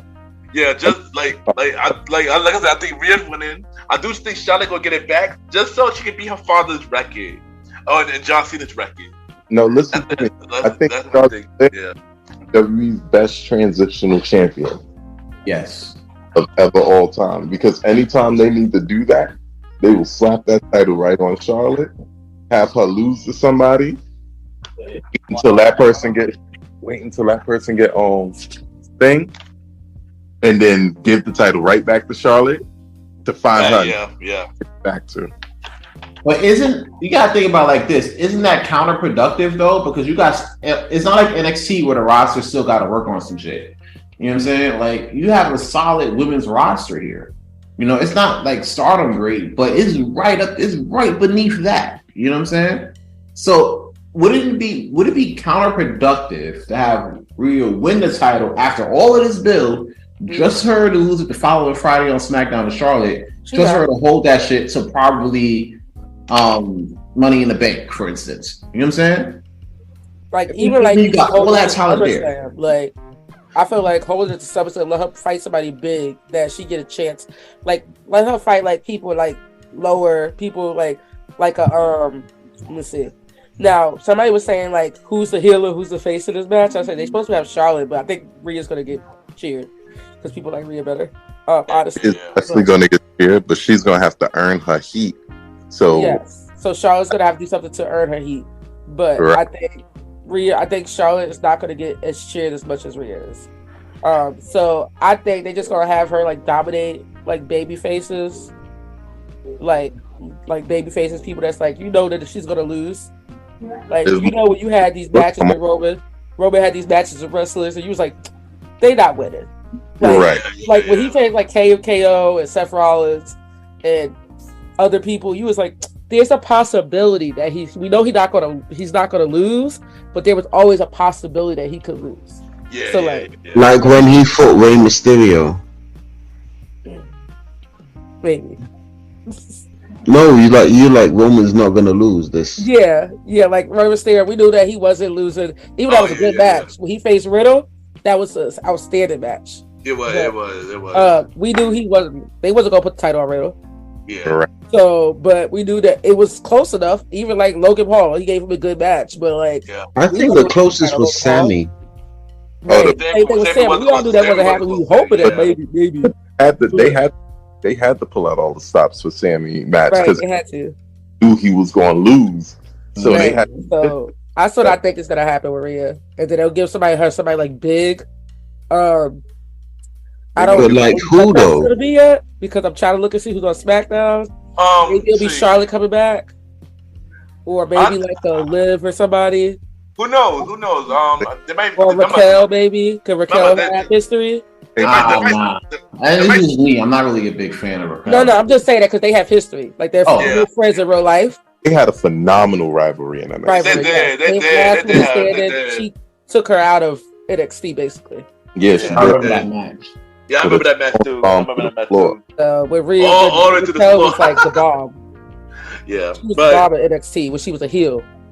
Yeah, they should have kept her as a heel. That's my opinion. If Rhea Ripley wins again, they should have her fight Shayna Baszler.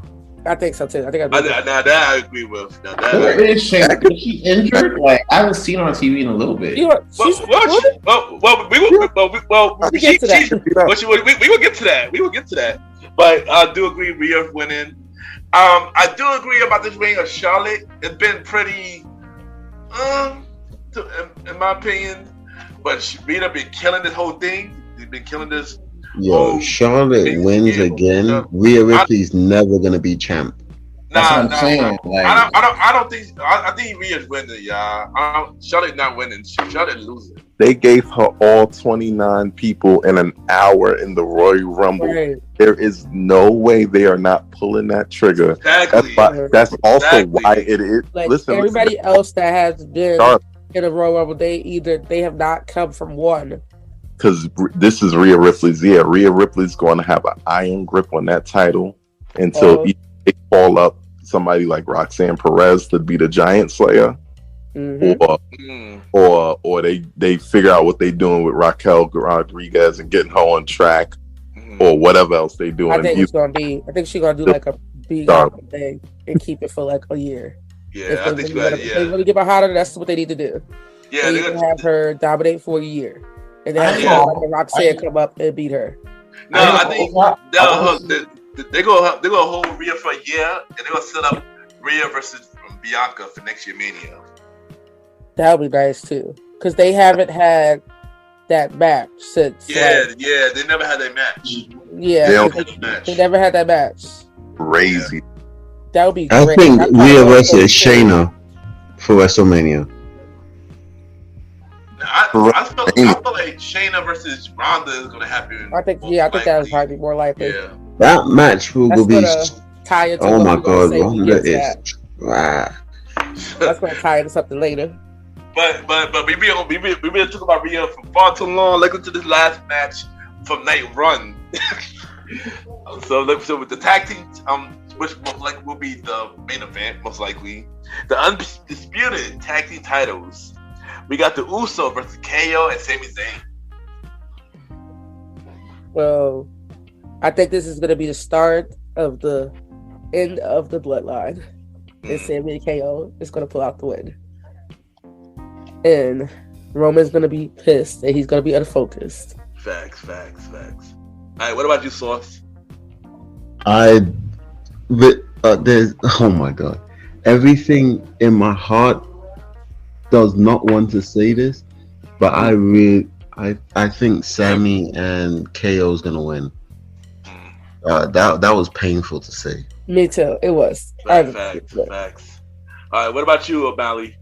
Well, then we're gonna make this trifecta because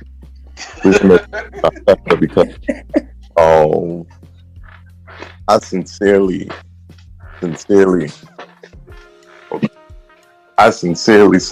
believe that Sami and KO are gonna win.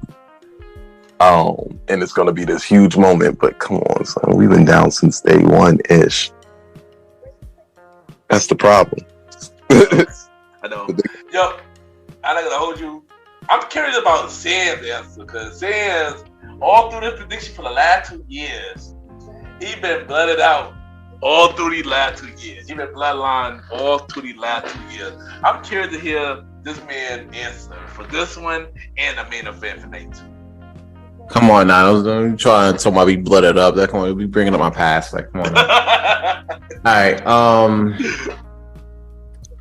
Yeah, Ken's right though. Like I've been like pro bloodline since 2021.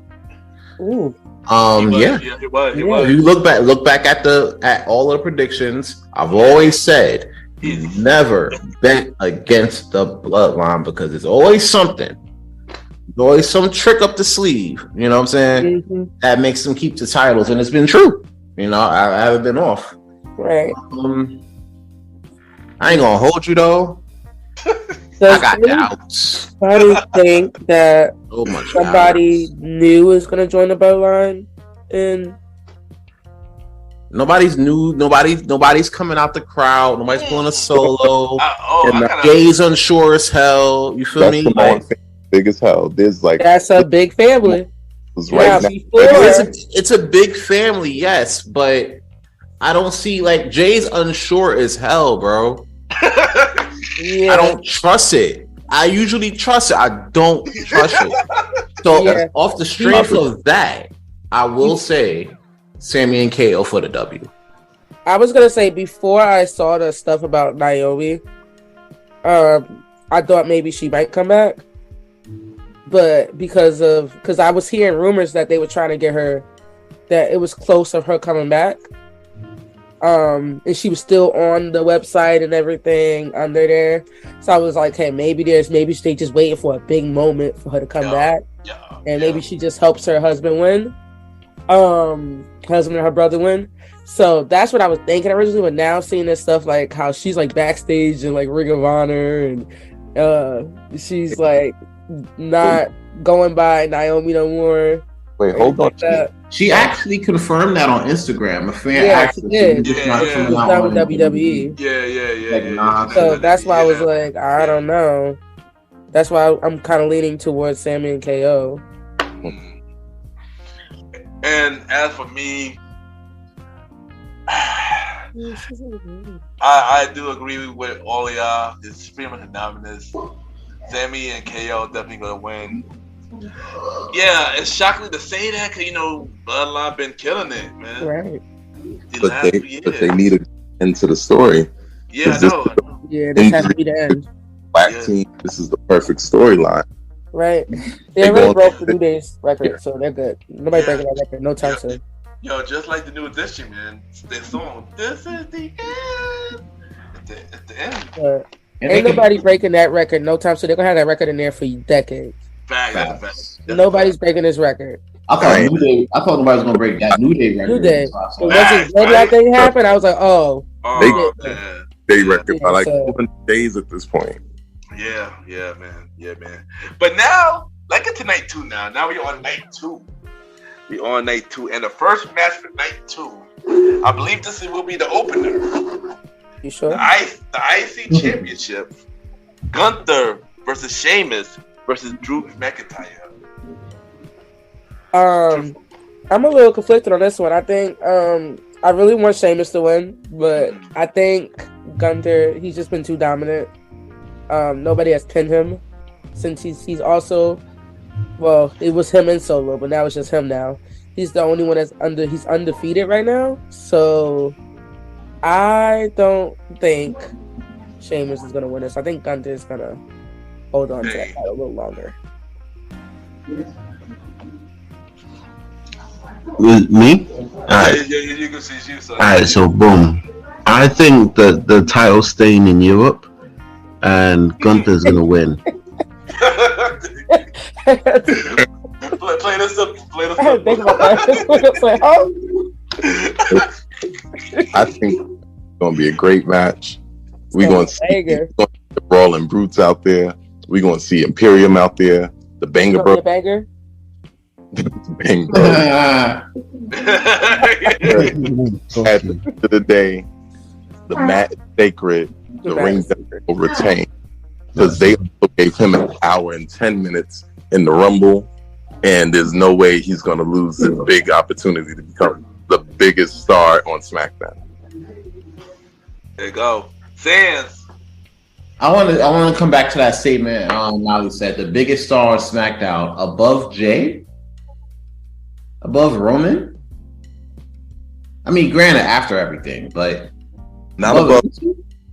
He's biggest star. The biggest star on SmackDown. Yes. You ended your sentence. WWE. No, I've said what I said. Just like Beyonce could win Album of the Year, but Taylor Swift could win Female Album of the Year. Gunther could be the biggest star in SmackDown. He could be, yeah, he could be. I agree with that. Because currently is the biggest champion on SmackDown. If you take the Universal title out the picture. Mm-hmm. Oh well, yeah, of course. But that's never there though. So he's like holding it down. Yeah, Gunther has been killing it. No, I'm not saying he hasn't been holding it down and doing his thing. Like he had that. He's actually like one of the longest, if not the longest reigning champion in the past 30 years. Yeah, he about to be the longest. He about to be the longest of her. He about to be. They said since MVP or Shelton Benjamin, one of them, whoever had the longest reign before. Definitely beat MVP, but he's about to beat the longest. MVPs. Yeah, he about to be the longest. He about to be the longest. Yeah, he about to be the longest. Yeah. I mean, he might actually be the longest after this match because I mean, I feel like the Banger Bros are going to get in each other's way on that one, and that just leaves the lane wide open for Gunther to sit there and do his thing. If y'all like two big meaty men slapping me, how y'all gonna like three? You feel me? Big E is like Brennan somewhere. That was crazy. Oh man.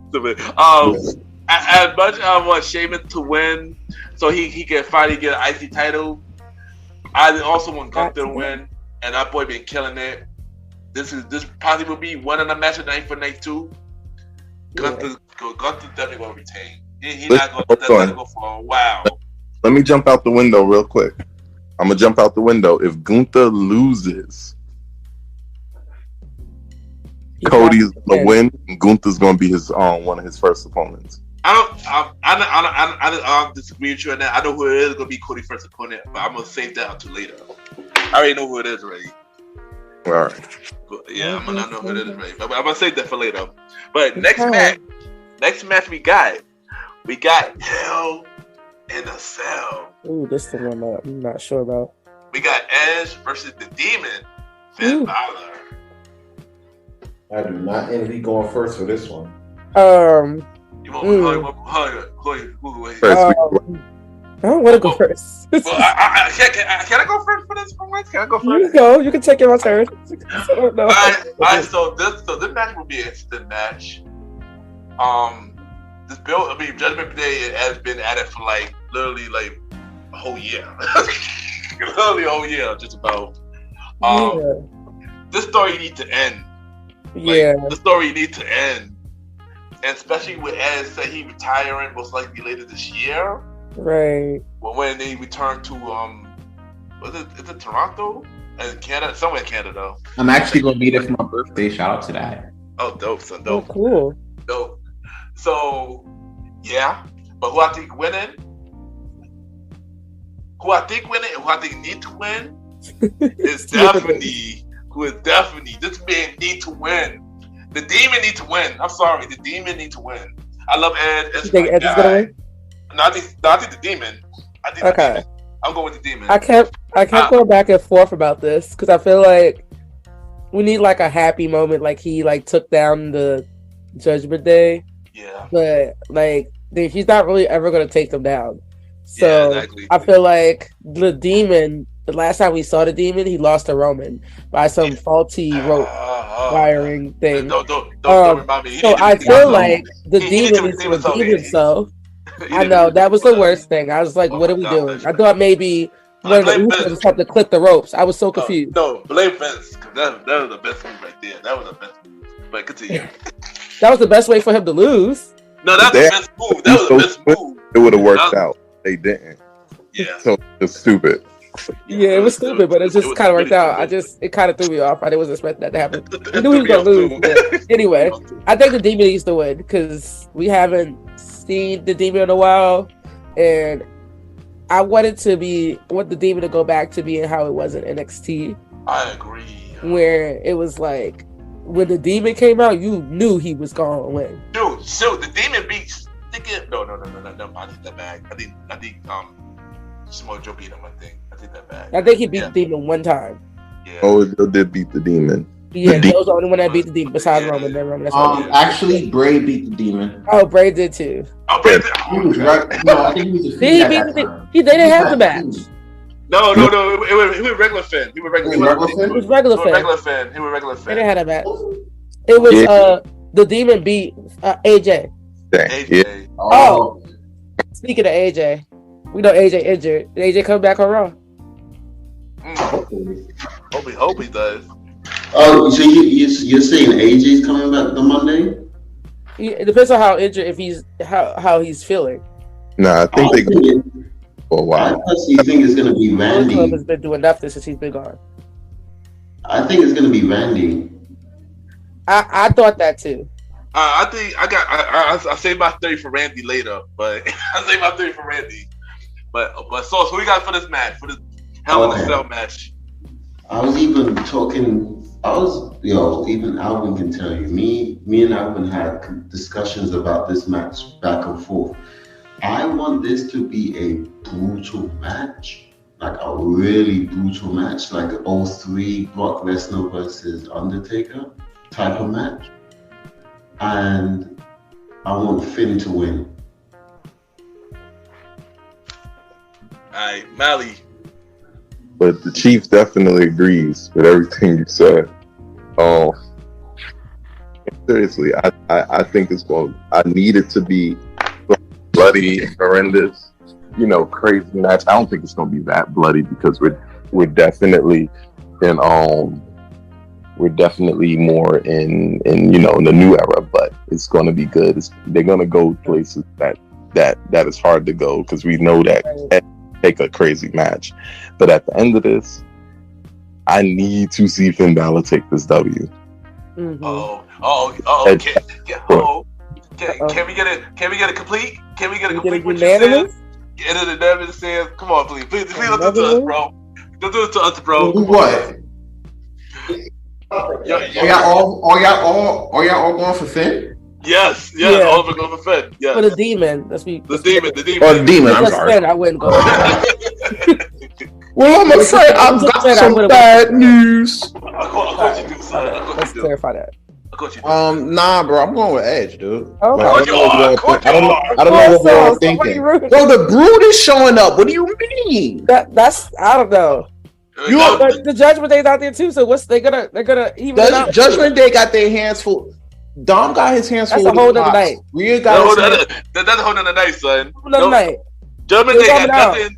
Gentlemen, got nothing to do on Sunday. Rhea and Dom probably healing from they L. Well, not Rhea. Rhea ain't healing from that. She getting a W. She probably still turning up.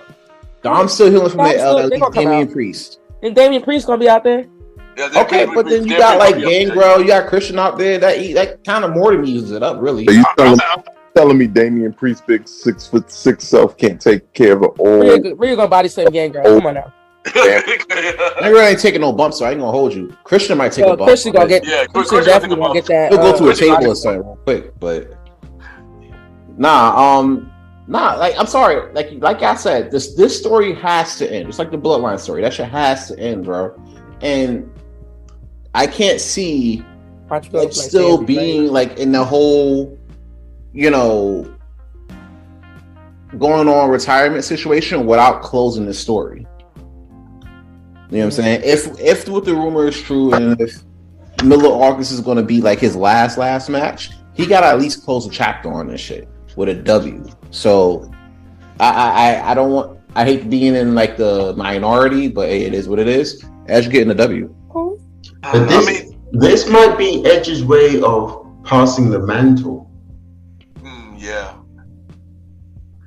Cause I heard fans will get a big push soon too. So yeah, they said that like 2 years ago, bro. But no, they said that like such a way to go for actually.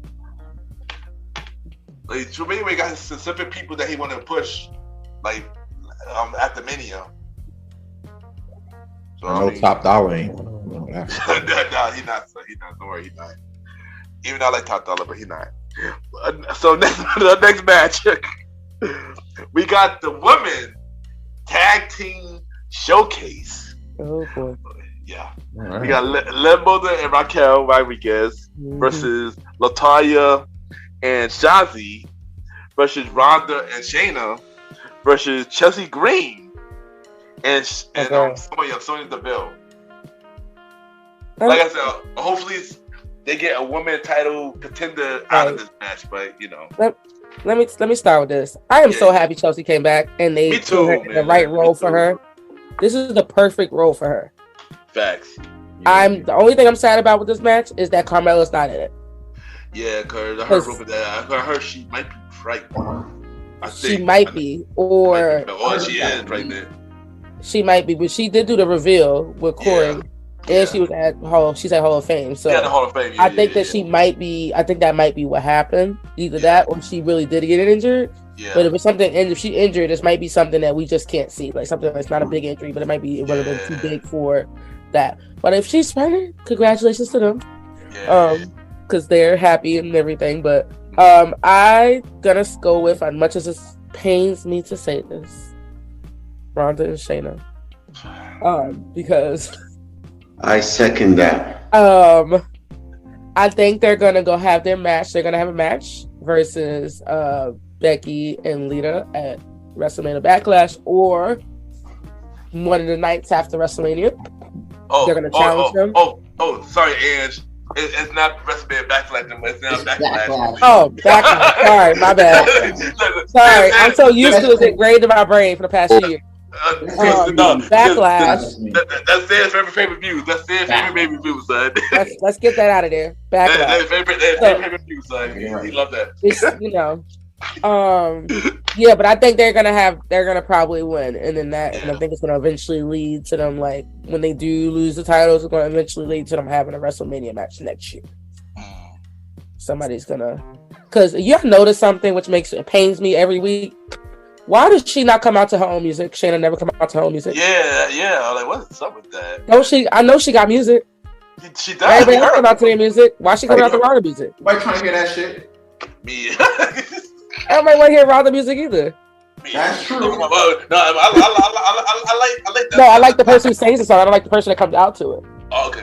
That makes sense. I'll be okay if I'd rather her lose if it means Ronda lose, but have anybody else win. But I don't really care for the other teams. That's that much. Only other team I would have picked would have been Carmella and Chelsea Green, but because I don't know. Well, I already assumed that Ronda and Shayna was gonna like eat the field alive. Oh, they're gonna dominate. Yeah, they're gonna dominate. And I don't. There's no reason because none of these teams, other than maybe Chelsea Green and Sonya Deville, but even them, none of these teams are like established teams. Like they're all just like Chelsea and Sonya ain't established. That's what I'm saying. They're not established. The only one close to being established is maybe Ronda and Shayna. And maybe Living Raquel been tagging a little bit. Yeah. And Shayna and I mean even Natty and Shotzi tagged maybe once. Yeah, they did. Besides that match, they qualified. But I think Liv and Raquel either tagged like they did more. They did tag before. Yeah, they did they always don't live in tag teams. Yeah, right. That's she because she could work. She a good worker. Mm-hmm. But, and she started trying to protect somebody to get pinned. Yeah, but people always try to make you can't say she can't help everybody. Right. See what happened with that Ronda feud. Oh my. But Sans, who you got? I think is gonna win this. The concession stands. Of course you gonna say that. Oh, it's funny. Oh, to get some popcorn this time. Of course you gonna say that. The hot dog man's about to make his money. Yeah, they about to make all the money during this match and a few other matches. Right, everybody gonna get up during the match. Yeah, snacks. You feel me? But who we got winning though? Living Chelsea, my girl. So we can move on. Real quick, Ronda and Shayna. I agree with you. I ain't gonna hold you. Originally, I was gonna go for Liv and Raquel. I saw SmackDown, and then they got the momentum. Then I changed my mind. Like, Shayna and Ronda's definitely winning, and they definitely go for the tag team titles. Ronda mentioned it, and she wanted that, and they all gonna win it. Probably most likely at SummerSlam, because I feel like a bigger thing. Okay. Bigger stage for them to win it. You think they're gonna wait that long to give that title for Rita and Becky? Maybe. Oh, maybe Backlash. Who knows? But they probably mess around and get that at Backlash. Right, because I don't think Lita is doing long term. They don't have to put on every week. Becky do the heavy. I mean, right, but still, like they need to do something. They need to do better with those tag titles. Yeah, I agree. So Sasha and Naomi was right. Yeah. So the next match. Oh boy, this one I'm a little nervous to talk about. So we got the Raw Women's Championship. We got Bianca Belair versus Asuka. I didn't care for the build of this match. I think it's gonna be a good match. I'm not gonna lie, but I didn't care for the build of this match.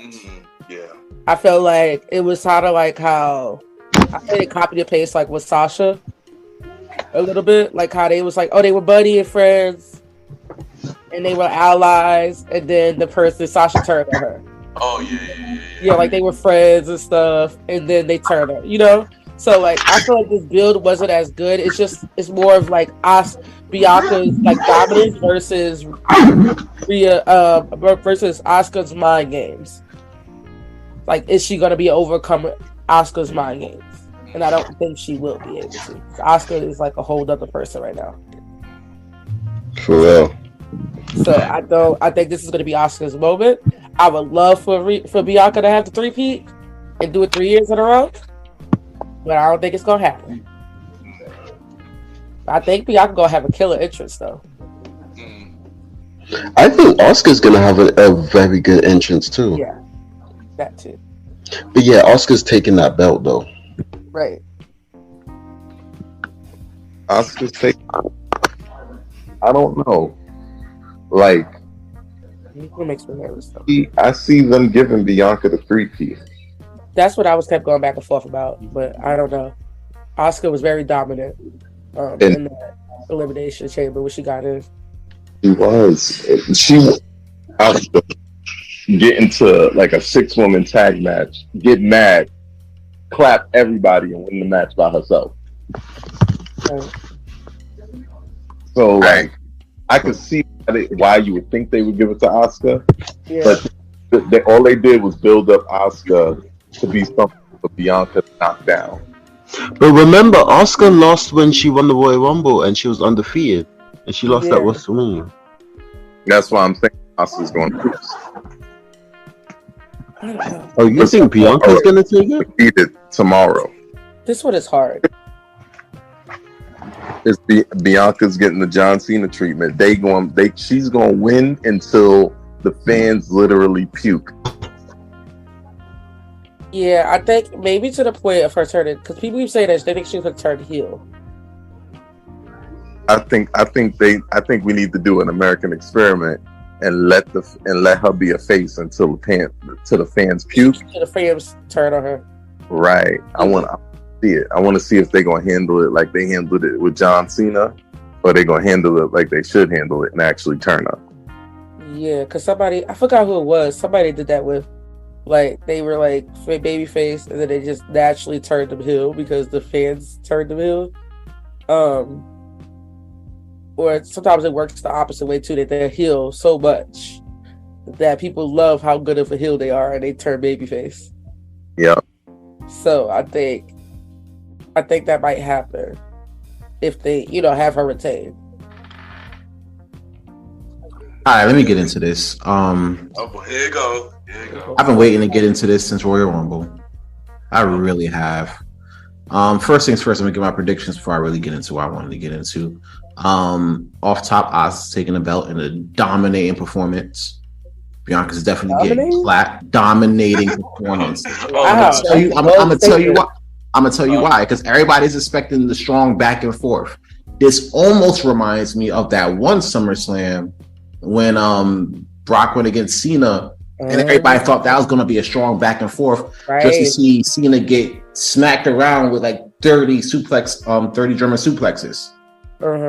So with this particular situation, and my decision isn't based off how Bianca's title run has been going, which I feel has been mid at best, long and mid, but mid still. But Asuka's coming back with like the NXT version of her, which, to be honest, even niggas ain't prepared for that. Hey. Alvin said it already. I thought we were fair game. All right, but not for real. Come on, saying you know better, son. You know better, man. No, I promise to do better next time. Just not tonight. So with this one, the build for it has been even more mid than Bianca's title reign, mainly because like you said, like guy said earlier, like they were friends, and then they're not friends, and then now they're allies, and now Asuka's like spitting out blue goo more than Jon Moxley's been bleeding. You know what I'm saying? Like it's like, weird. It's a whole storyline. Yeah, like I feel like they really got, and that's the thing. Like I feel like they concentrated so hard on the Bloodline storyline that they got lazy here. With everybody else, almost everybody else, except for with the exception of Bloodline and Judgment Day. They got. I would say the Charlotte Rhea one was a little better because they have history. Yeah, the history helped push it. Yeah, that's how push theirs. That's why theirs wasn't as bad to me. I feel like for the Rhea and Charlotte, Rhea went in. I feel like Charlotte didn't really try, in my opinion. But that's just I think when she announced it that she was going to pick Charlotte, because everybody expected her to pick Bianca at first. Yeah. Because like they had that interaction and stuff backstage. They was like, "Oh, she's going to stay on Raw, and pick her." And then when she said 3 years ago, I was like, "Oh, I think she's going to pick Charlotte." And then I was just like, "Oh, so we going back? We gonna do that?" So like that's what pushed it for me, like her redemption story. So for this one, it was more of like I dominated everybody, and everybody but Asuka. So like Asuka's the only one left besides me. Well, she beat Asuka before, but she didn't beat. Yeah, but she babyface Asuka. Yeah. I don't think she beating this Asuka. I think this Asuka. This was not the same Asuka she beat last time. Yeah. And that's the thing. Like, who do you think is close? Hold on. I think we needed more time to get to know this new Asuka. She's just a weirdo right now, but she's no different than I think we'll know her through her title. We That's get to know her a little better as she has this title run, and I hope she has a dominant one, like I think Rhea will have. She needed to be kicking people's heads off week after week, not everybody's head in one match. Facts. This might be the match that like kind of solidifies that shit though. Yeah. That's why I said she might win in a dominant performance. But that'd be a good way what to I just said is why I think they're going to give it to Bianca. Bianca needs a new big bad, and they treat Asuka like the women's division Brock Lesnar. Yeah. So you remember the match that Asuka won when she beat Bayley years ago? NXT. She won NXT. Yes. So you know how like it was like, you know, but she was just this buzzsaw. She went through everybody, and then she finally got to Bayley. And the way that Bayley's air was kind of sucked out of her and kind of sucked the room dry, I think that's what's gonna happen. I think she's gonna like pass out Bianca. I don't think Bianca's gonna tap. I think she's gonna pass out. I think that would be the best way for Bianca to do it. I mean, if she taps, it's gonna be like the same thing with Rhea. But I think that it should be, like you said, dominant fashion. I don't remember how much offense Bayley got. I think Bayley got a little bit more offense. She got good. She got good offense in her match. But it was just like toward the end of the match, you knew she was losing. She was losing, yeah. So I think that's what. I don't know if it's gonna be dominant fashion, but I think it's gonna be like where like Bianca couldn't give anymore. Like she just could not overcome Asuka, and she just passes out. It was just too much for her. Yeah, and for me, who I got for this match, and I ain't gonna hold you. This wasn't a hard decision, but this was a little bit, I guess, a little bit conflicted, a little bit for me. I do agree. This build up for this feud been really bad. It was not my favorite build up at all. Yeah, who I think winning. This one is good. This one was a little hard. But shockingly enough, I'm going to take a curveball, and I'm going to agree with Alvin, Malimal. I'm going to go with Bianca on this one. 3P. Well, the 3P. For some reason, yeah, I'm going to go with Bianca for some reason. I don't know. I mean, as much, either I'll go Bianca, or it's going to end, like you just mentioned, that she's going to pass out and not tap. I can see that. I can see that happening, too. And they're going to run it back at Backlash. I can see that happening. I'm in full agreement with that. Like they need to get Bianca back chasing. That's what's gonna make her hot again. Yeah. And Asuka needs to be kicking people's heads off. That's what's gonna make her. There's a reason. Similar to what she did with Becky, she needs to chase. She's chasing for the title. She does better when she's chasing. I agree. She looks even better as a heel. I'm sorry. I would love Bianca to turn heel. That would be amazing. Yeah, a good heel, but she's not a natural heel. She's she's braggadocious, like how she was at NXT. She's a good heel. Yeah. She was a good heel at NXT. I don't think she was a full heel though. I never consider Bianca as a full heel in NXT though. But she was like kind of like in the middle. She's like an anti-hero. So you just like much because she's too good. Yeah, exactly. Making her still not the move right. It's not. But just rotating her spot. Like if you think you're gonna lose, it's only a spot rotation. But I think. I think we all could agree that Bianca like one of the biggest women in WWE right now. I don't know. She's started to be like other people like Charlotte and Sasha and Becky and being mainstream because she was on Kids Choice Awards. She's about to get a TV show with Montez. She is she'll be fine whether she wins or lose here. Yeah. Because they may see her as a big star. She's gonna win another title before. And oddly, right there you just mentioned about the TV show, and that's another reason why I don't see her winning. She's like one of the biggest stars right now. I can't see her win. I can't see her lose right now. I just can't. I don't see her lose. I can. Watch this, fans. Hold on. Watch this. I'm sorry to cut you, but watch this. As long as Jade Cargill is the undefeated TBS champion, Bianca Belair will not lose the WWE Raw Women's Championship. Exactly. Shout out to Jade. We love Jade. Shout out to Jade though. No. Although I do feel like she need to take that tour to Japan to sharpen up her skills. Right. But yeah. Jade is definitely getting better. But she's getting better every day. Every match. environment to get the best she can be. She do need to go to somewhere Japan. else to get her skills crafted a little bit, But, get sharper. But she's getting there. She picked it up on real good. but I do have a question Picked it up though. fast. But I do have a question though before we get to the next match. If Bianca do win, Mm-hmm. who will eventually beat her? That's a good question. Somebody from NXT. It could be a Like an NXT call up. Do you know what they could do? A champion versus champion, Rhea versus Bianca. I was thinking that. I don't even like when they do the undisputed title. Or they might do this. Or Or they could go do this route. Bianca versus Charlotte, because they haven't had that yet either. But they have. she has to beat Charlotte. She's the last one for her to beat. Pin. That means Charlotte gonna beat her first because you know Charlotte always gets championship. Exactly. But Charlotte did beat her though. She beat her, but Bianca beat her by like disqualification or something like that. What time? But she was champion. Right around the time they were starting to her and Becky switch the titles and all that stuff. The last time when Becky first came back. But she has pinned everybody but Charlotte. Yeah, but also I don't want to say this one. Bianca versus Ronda. No. That has not happened yet either. If we think about it. There's a handful of people that have beaten. Yeah. Also, it's on and Carmella's Carmella and who else was Carmella has beat her. Who else? Liv, Charlotte, and Becky.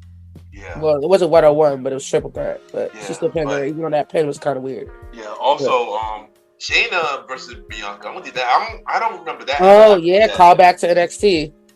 You had to beat her in NXT. Right. She did beat her in NXT. I don't know if she been on the main roster. But I don't remember. I don't remember seeing them matching the main roster. I don't remember if they have. They probably been it cross paths, but I don't think they've ever had a real 1-on-1 match, unless they've been maybe in the. I don't know. I don't think they had a 1-on-1 match before. Yeah. In the main roster, I think they probably saving that for something big. Alright, but now let's get to this next match, and let's get this match out the way. Let's get this one.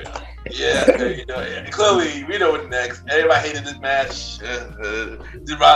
This will be a match for break because everybody ready to hate this match. Let's get it out the way. That was just all the same. Also the same match at the same time. Almost versus Brock. Let's get it out the way, y'all. Brock. Alright, next, let's get Self. Who we got? Almost. Yeah, almost. Get out of here. Yo, pop this man up real quick. He said almost with his trash ass moveset. Buddy, who we got? First of all, I don't think we should be talking about this match the way we're talking about it.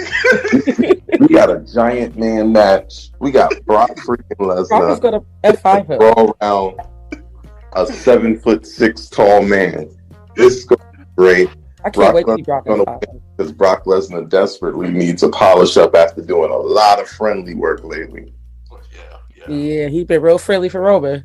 He likes Roman though. He likes to fight Roman. They talk about he has respect for him. After those ones years ago, that's why you can see he puts effort in now. When he fought he fought Mox years ago, he didn't have no effort in that. No, that's a fact.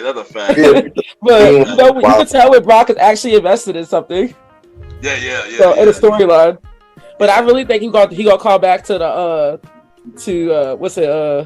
Hulk Hogan and Andre the Giant. He's gonna F5 and pick up the big man and F5 him. Yeah. I need that. Have a big WrestleMania moment. F5 and the big man. If you don't botch it first. Stupid. But saying who we got for this match? I got my bathroom. Of course you gonna say that.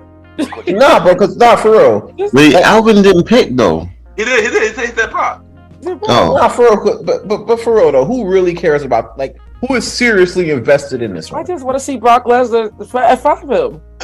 He gonna botch it at first, but he might get it right. That's all I want to see because he hasn't been able to get him down. All of my days.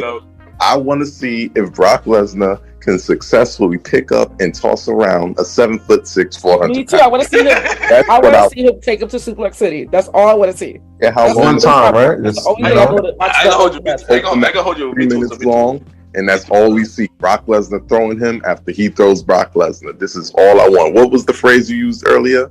Big man slapping Two man big meaty men slapping meats. Nah, we didn't say that. Like that's what he said. It said two big meaty men slapping meats. Sid did say that earlier too. He did say that earlier. Oh my God. Pause. Didn't mean to quote that. I thought we was quoting the more hilarious. That one sounded. That's crazy. Yeah, bro, who you got saying? Bro, who you got saying? Oh no, that's why I got Brock. Brock. I can't see almost winning with that limited ass moveset. Got like 5 moves. 5 moves. Maybe less. 5. No. You got 3. Right. Maybe 3. Okay, I was being nice. So I'm gonna say a few things about this. So everybody's upset about this. Everybody's upset about this match, but the thing is, I believe Brock picked this match. Brock Yeah. Brock. Originally, Brock was supposed to go against Stone Cold. Stone Cold said, "Nah, bugging." Stone Cold said, "Nah, you're bugging." Then probably Brock versus Bray. Brock turned that down. Wow, because like, nah, you good, bro. That ain't gonna work. He ain't doing that. He ain't messing with that sneaky stuff. I heard probably Brock versus Bobby again. Brock didn't want to do it. I guess Brock will finish that storyline again. It should have been that. I heard that he could pick up a 7-footer because they said that he fought somebody in the UFC. Yeah, that was a 7-footer. Yeah, like big, like almost. So I was like, he could do it. So yeah. Brock. So Brock said I heard Brock picked this match. So Brock said he was okay with this match. So put him in a Kimura lock. Just make him tap out. He'd be fine. Yeah, and he also turned down him versus Gunther too. What? Yeah, that would have been amazing. Yeah, and I would have been okay with Gunther winning. Yeah, but Brock said too soon. He said too soon. He said it was too soon. Yeah, he probably do it like a year or something like that. And he said he turned down Bray because he didn't want to. Brock didn't say he didn't feel like wrestling Bray at the moment, but it wasn't because he was. Brock is right though. Let it simmer. Exactly. Yeah. So he picked this match, and Brock knows he's been doing this too long. Yeah, he knows he's doing. Yeah, but I heard rumors. But it's rumors going around that this might be Brock's last match or something. I don't know how true that is. I don't think so. But I don't think so. You always think that. He always come back.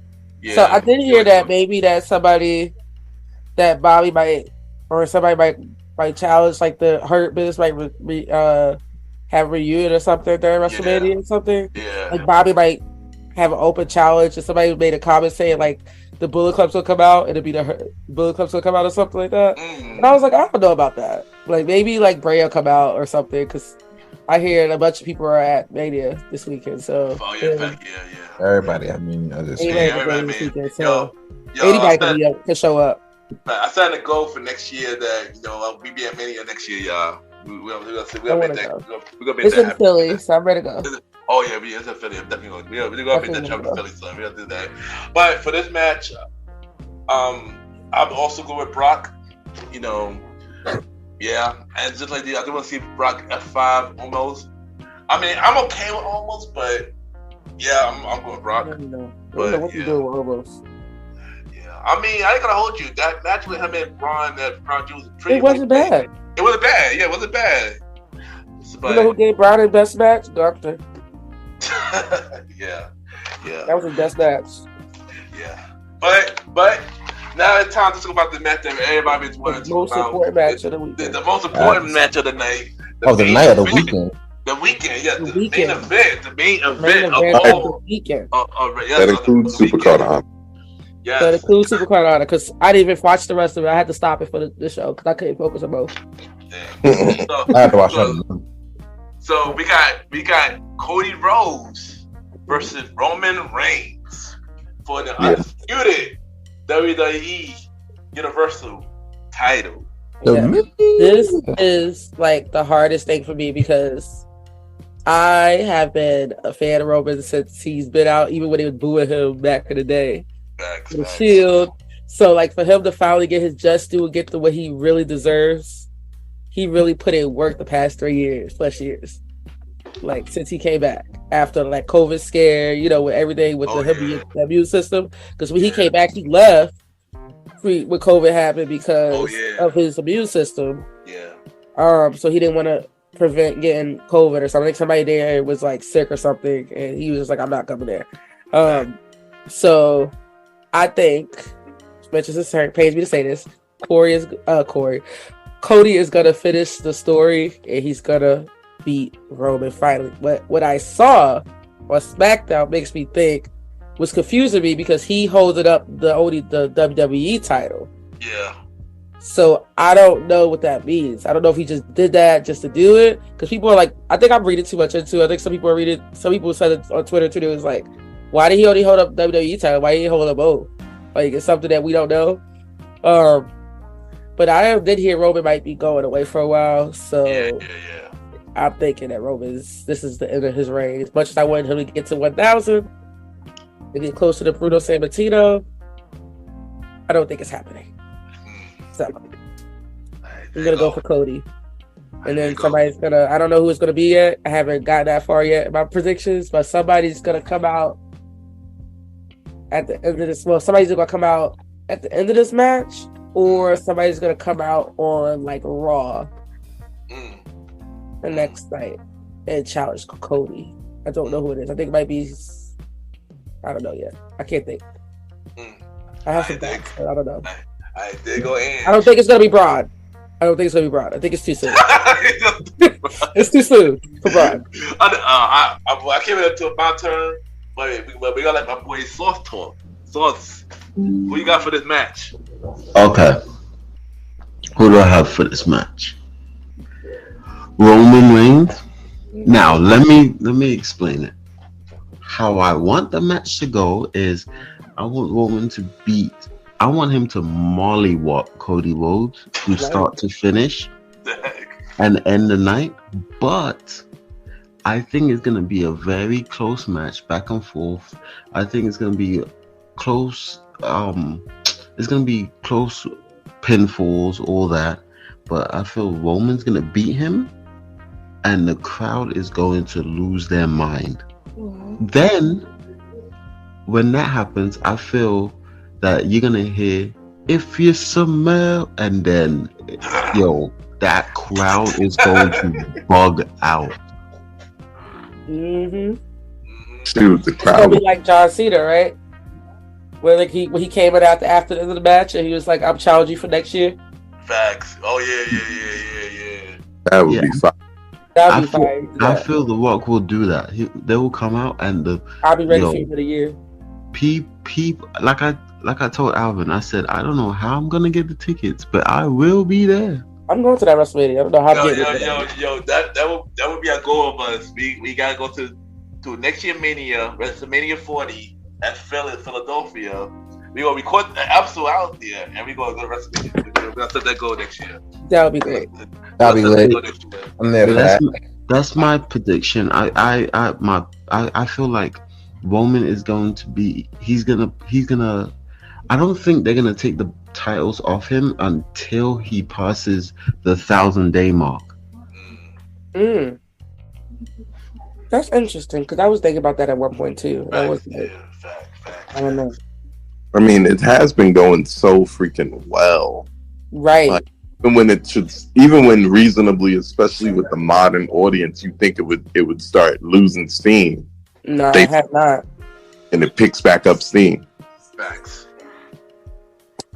There's so many ways, so many directions to go. The Tribal Chief versus the American Nightmare.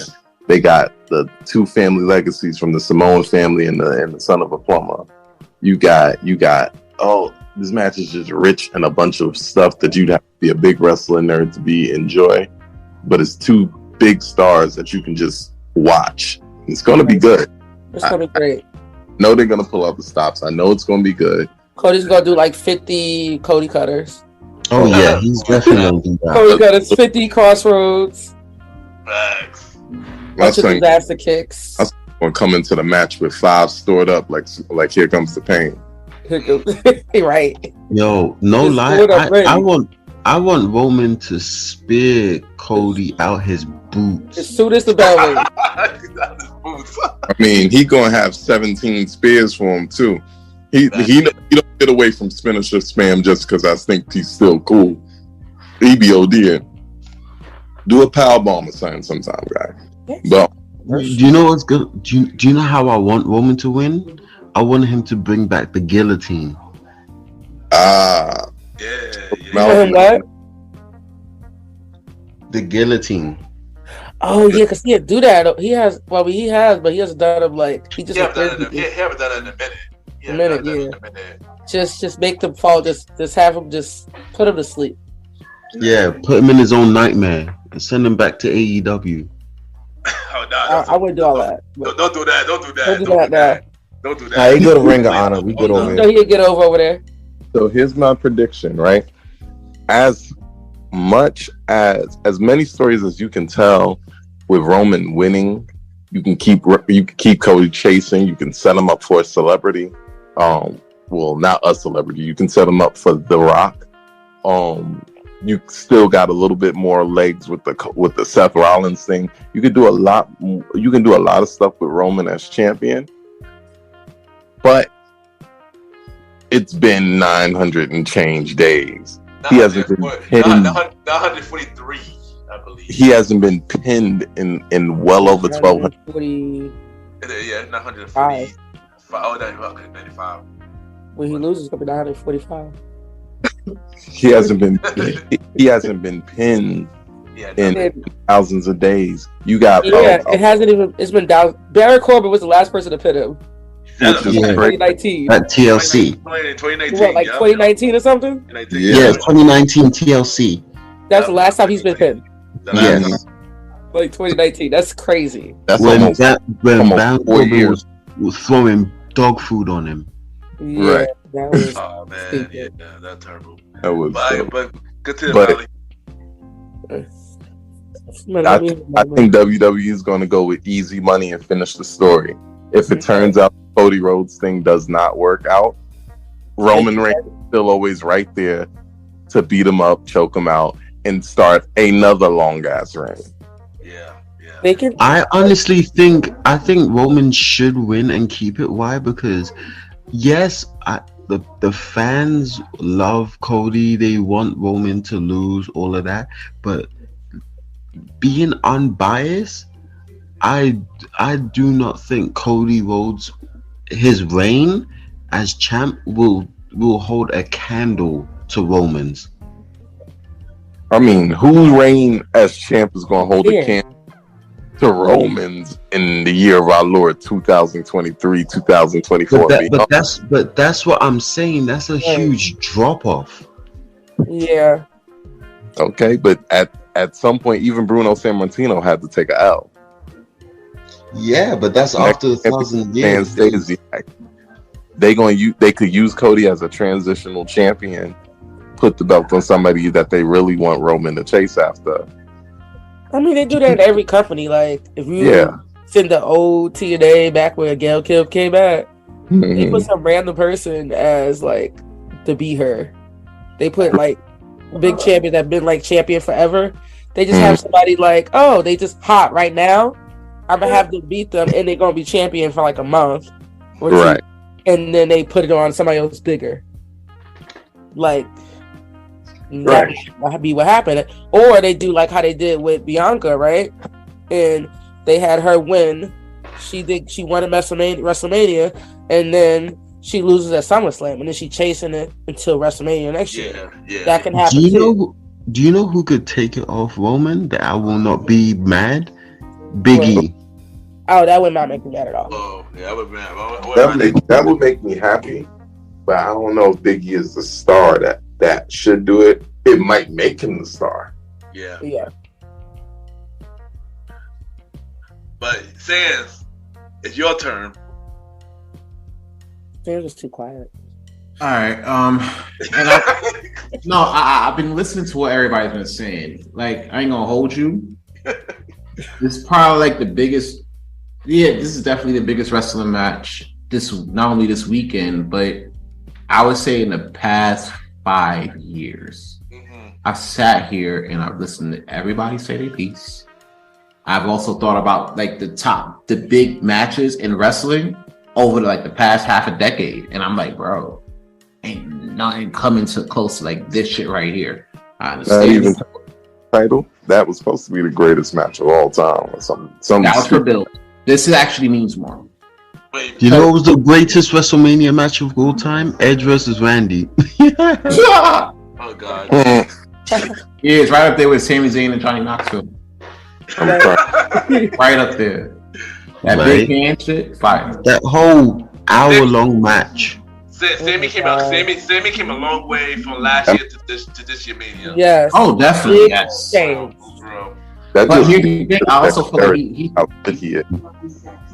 he's going to play a major role in this too. I honestly think everybody involved in the Bloodline storyline is going to play in a major role one way or another in this match. I agree. Cody and Roman deserves at least an hour. You know what I'm saying? Yeah. Iron Man type situation. I agree. We as like fans, which are also the winners, we might have to stay up late for this one. Oh, definitely. Mania Day 2 ain't gonna end until like 12 or 1. We up late, and I gotta work early Monday. So it is okay. So if we're talking about my prediction, I'm just gonna say this: episode something.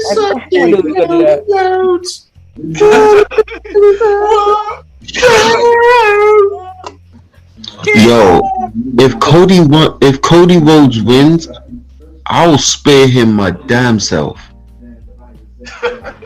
Yo, I'm crying. Oh gosh. It's just hard to like imagine, as much as like we say like Cody winning and stuff, it's hard to imagine somebody beating Roman because he hasn't been competitive so long. We haven't seen that. We haven't seen him actually lose. But the thing is, I care about the stardom. Like you cannot go backwards. Once you reach a certain level, you need to build on that. So that's why I had a problem with Cody being that guy. Because I felt like he cannot get to that level. Someone who can, is Seth. Seth, as a champ, can do that. Yeah, but here's where I gotta stop you right there though, Sauce, because you said Seth can do that, right? But Cody beat him on at least 2 different occasions that I remember. Three times. I'm talking about I'm talking about actual stardom though. Oh no, we'll get to that too. Keep in mind, Cody hasn't been pinned since he came back to WWE. Right. He hasn't been either. Like, he just pinned solo. Niggas forget that shit. I told you I'll do good next time. I let it pass. No. Cody's gonna get pinned on Sunday. He's not getting pinned on Sunday, bro. But here's the thing. Here's the caveat. He's gonna get choked out. Here's the caveat. Cody might win, but Roman might still be champion. Let me explain. I'm just gonna get this. All right. As we saw tonight, right? We already know Roman only held up the WWE title, but Paul Heyman was also holding that Universal title rather close. Could it be where Paul Heyman could have found some wise man legalese to only have Roman put up just the WWE title? That's what I was thinking. And not the Universal. Keep in mind, but there was no contract signing. There was no contract signing. Exactly. It really wasn't. It was only face to face. The only people that had contract signing was conspiracy theories. And then on top of that shit, there's supposed to be a new Cody winning the belt. He said he's gonna come up with bring back the wing. There's already a rumor that Universal title is going away, and there's a brand new title coming out after Mania, I think. And then who's to say Roman's not holding that title? Because if Cody beats Roman for the WWE title, that's one thing. Yeah. It's a whole nother thing from the lose the Universal title, which he originally had. That started this reign. I wish they would have did what I thought they were gonna do, and had Roman just do double duty. Well, night 1 and 2, right? Yeah, I wish they would have just had him do that, and then like had the main like that one of them be like maybe the WWE title, him lose it, but not be pinned. Like maybe a multi-man match or something. Yeah. And somebody else pin somebody else. Like Cody pinned Sammy or something. Yeah, Sammy, or even if they wouldn't have had if they didn't do the Logan Paul thing, and they had Seth in there somehow, and Seth did that, because I thought that's what they were gonna do when The Rock was supposed to fight Roman, and then they was gonna have Roman fight him for the Universal, and we knew he wasn't gonna lose that. So, and that'd be the real passing of the torch from the family.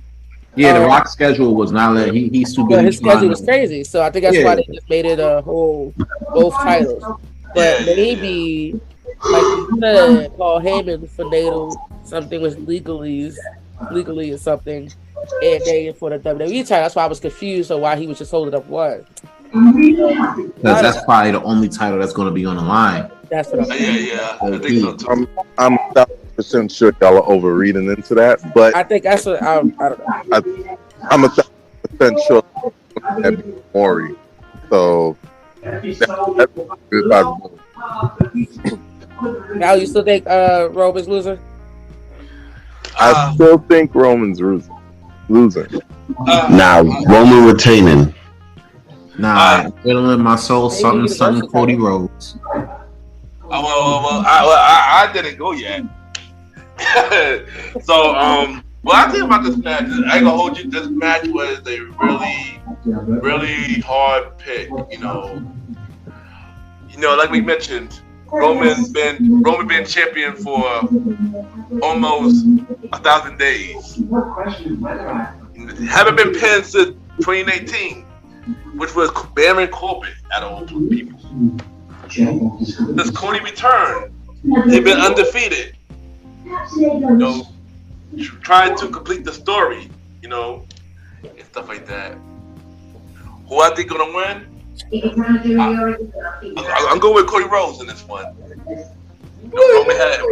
Roman killed it. He had a good run, but I think Cody's gonna win. So I'm the only one that said Roman. Yeah, you are the only one that said Roman. The only way I see Roman keeping the title if it's only the WWE titles go up for the round. I agree. But listen, if Roman wins, I'm seeing all of y'all again. But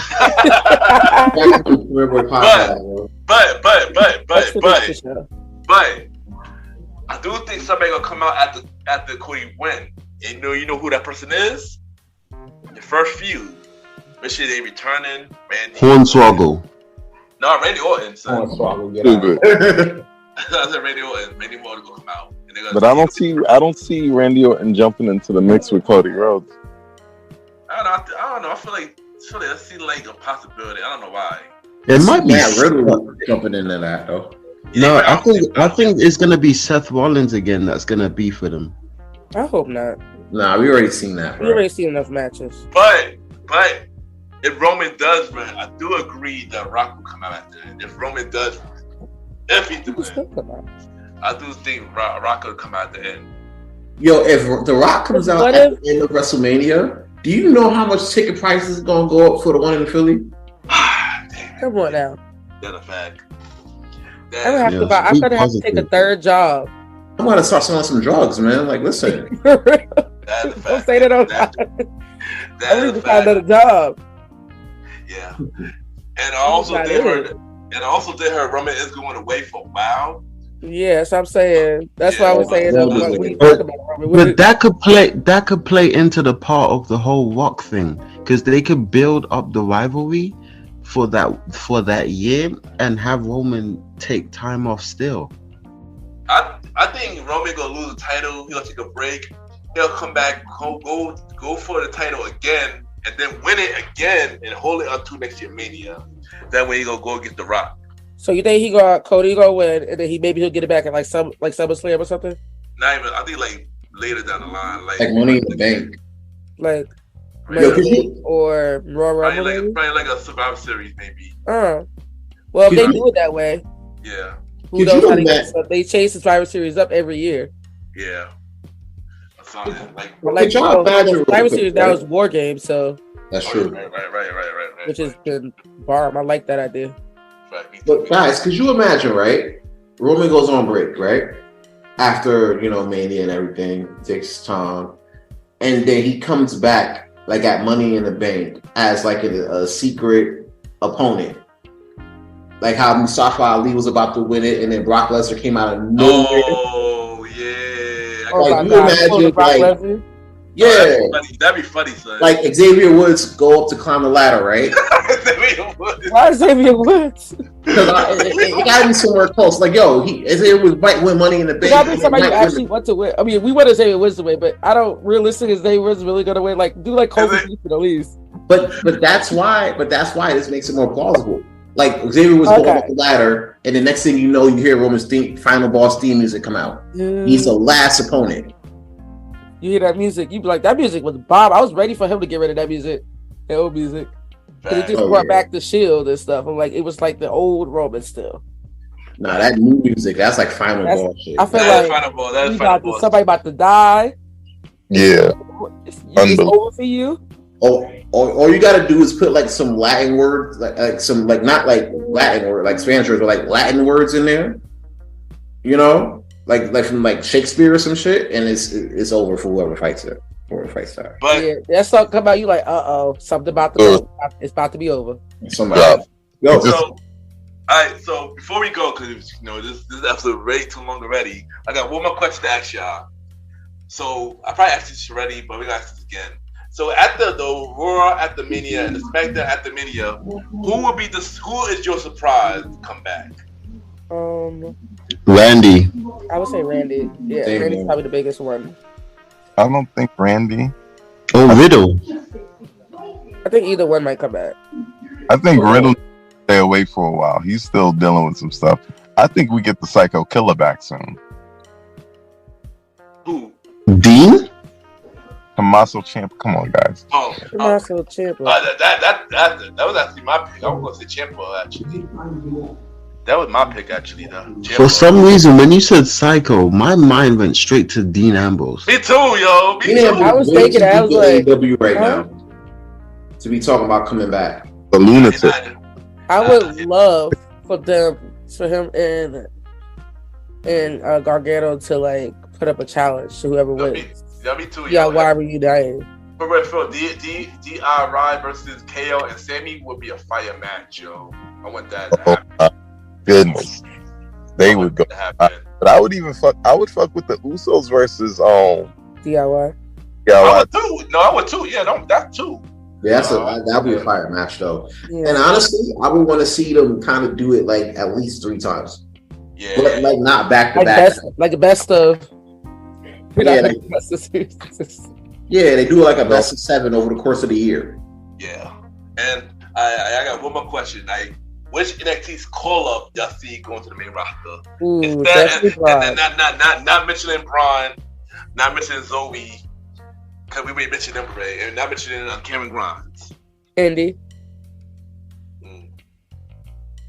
Because she not winning. She's not doing that in NXT. She can go up and be with Candice. So, phenomenal. What about you, Sauce? I have no idea right now. No lie, I don't know. I don't know. That's crazy. Oscar. Yeah. What about you, Sans? All right, real quick. Jinder Mahal. Jinder Mahal,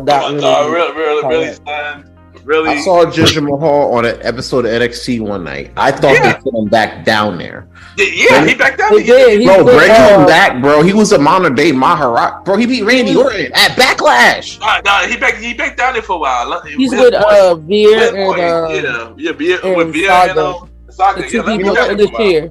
And you know what? That's great. Bring them too. Yeah, I mean, them up and let them be dominant because it'll be way better than Jinder Mahal and the Bollywood Boys. They got some beef with the Creeds. They got some issues with the Creeds.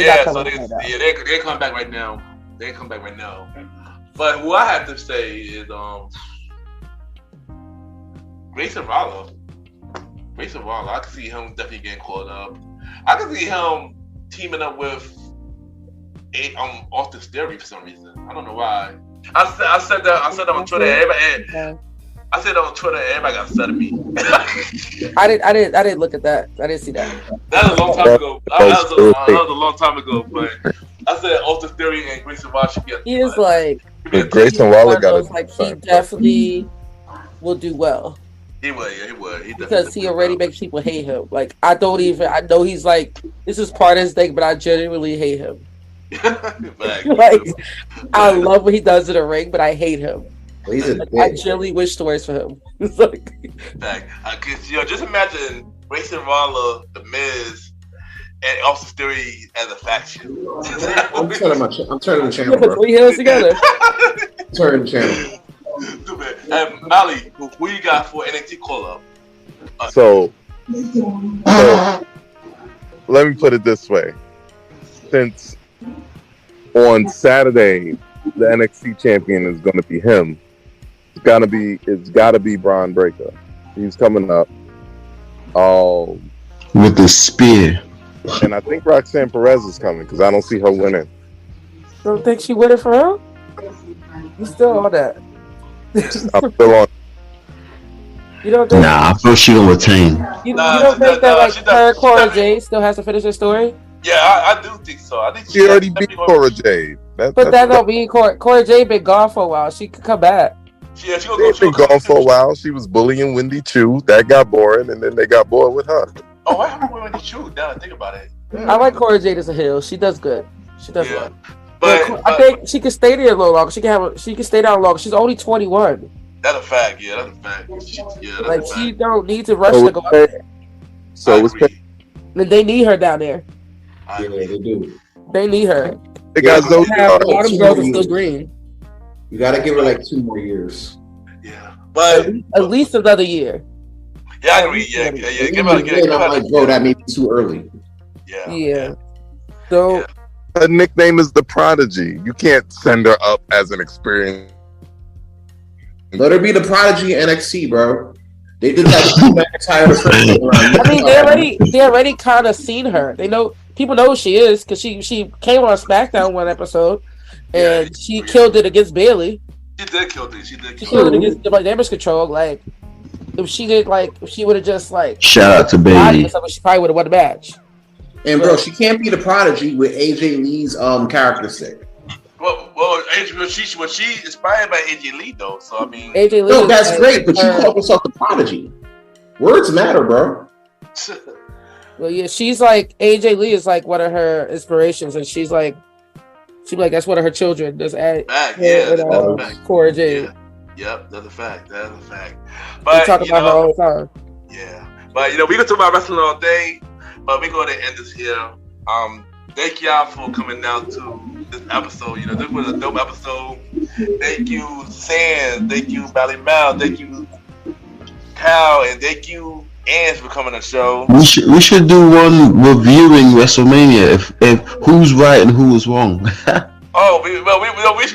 we should because we're gonna run this back again for Money in the Bank and SummerSlam. So I'm definitely gonna bring all y'all back. With Sands and Mali, y'all already come back already, but Anj and Kyle, I definitely gotta bring y'all 2 back. So we definitely gotta do this again. Listen, if Roman wins.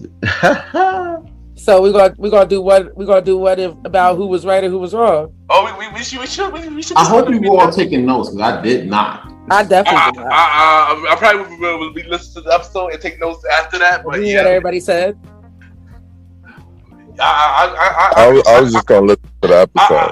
I can listen and run it back. What happened to stenographer Sands? Don't he usually do that type of stuff? When I'm not on pod, I'm taking notes. Yeah, but I got this. I got this. But I got this though. But y'all, before y'all go, drop your social media where everybody can reach you. We're gonna start off with Anj, Kyle, Aaron Sands, and Mali. You can catch me on Twitter and Instagram at SheAintMe93. You can follow me at KGR089 on Instagram, and that's the main one I'm really on. I'm not really on Twitter like that, so you catch me on Instagram. You already know what it is. It's your man, Aaron Sands. I want to thank you, the fans, for tuning in to another WrestleMania prediction. Thank you for all of your listening. I want to thank all the guests for popping up and turning up and being the best selves that you be each and every day. For the fans, you can follow me at Aaron Sands Premier on Instagram, link in the description. King Talk Sands on Good Pods and Twitter, link in the description. Seasons 1 through 3 of King Talk with Aaron Sands on all streaming platforms as we speak. Listen to the rest of this podcast, then shoot over, check out seasons 1 through 3 of King Talk with Aaron Sands. A special announcement regarding King Talk is coming next Friday. Stay tuned.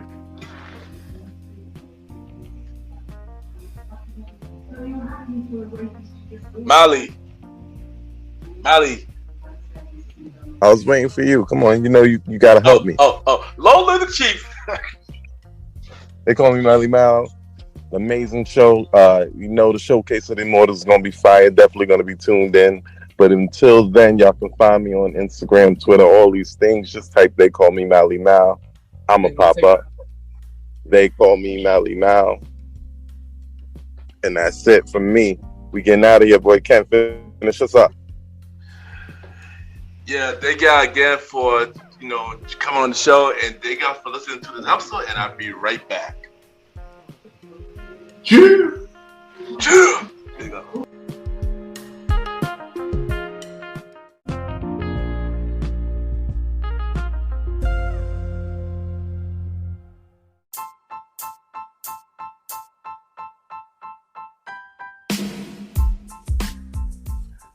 Hello, everybody. This is your boy Ken, aka MrGentleman, like the podcast and the Premier Boy podcast. And this commercial is brought to you by the Premier Boy podcast, where where we talk about anything about the culture.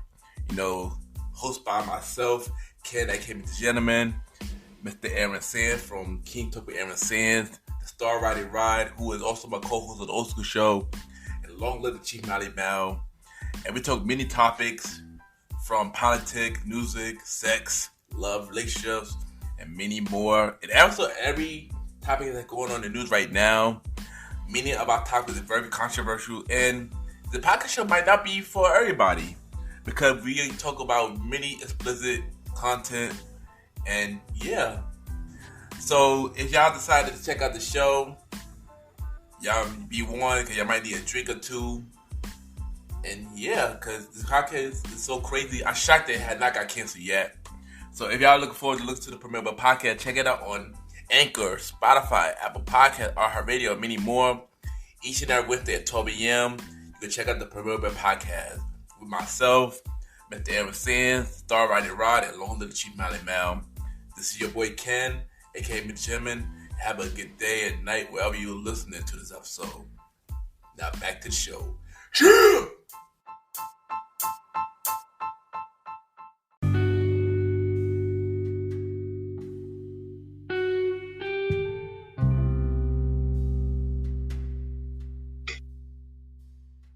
I just want to take the time to thank everybody for tuning into the latest episode of the Gentleman Lifestyle Podcast.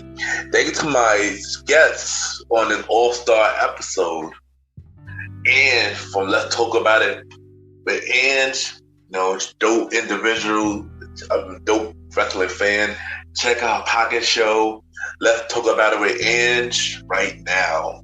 Shout out to 21 Cal, the Sauce King, for coming to the show. And look out for The Bridge coming soon.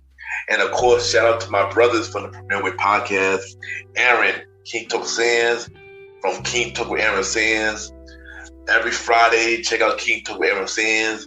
And long live the Chief Malimal from The Bridge Podcast coming real soon. And y'all can check us out on the Premier Way Podcast every Wednesday at 12 p.m. with myself, Aaron, King Talk Sands, the Star Rider Ride, and long live the Chief Malimal. Every Wednesdays at 12 a.m. And y'all know where I'm at every week with the Gentleman Lifestyle Podcast. Every Sundays for the main series, and every Thursdays for the spin-off series Thursdays at 12 a.m. We're on Anchor, Spotify, Apple Podcasts, iHeartRadio, Amazon Music, and Pods, and many more. Y'all can rate the show 5-star rating on Spotify, Apple Podcasts, iHeartRadio, and Amazon Music. The more I rate the show, the more people know about the Gentleman Lifestyle Podcast. Starting in May, with the Gentleman Like That Pocket presents spin-off series Thursdays, where we have shows like A Conversation About Music podcast every first Thursday at 12 p.m. The Old School Show with myself and the Star Rated Rod every fourth Thursday at 12 p.m.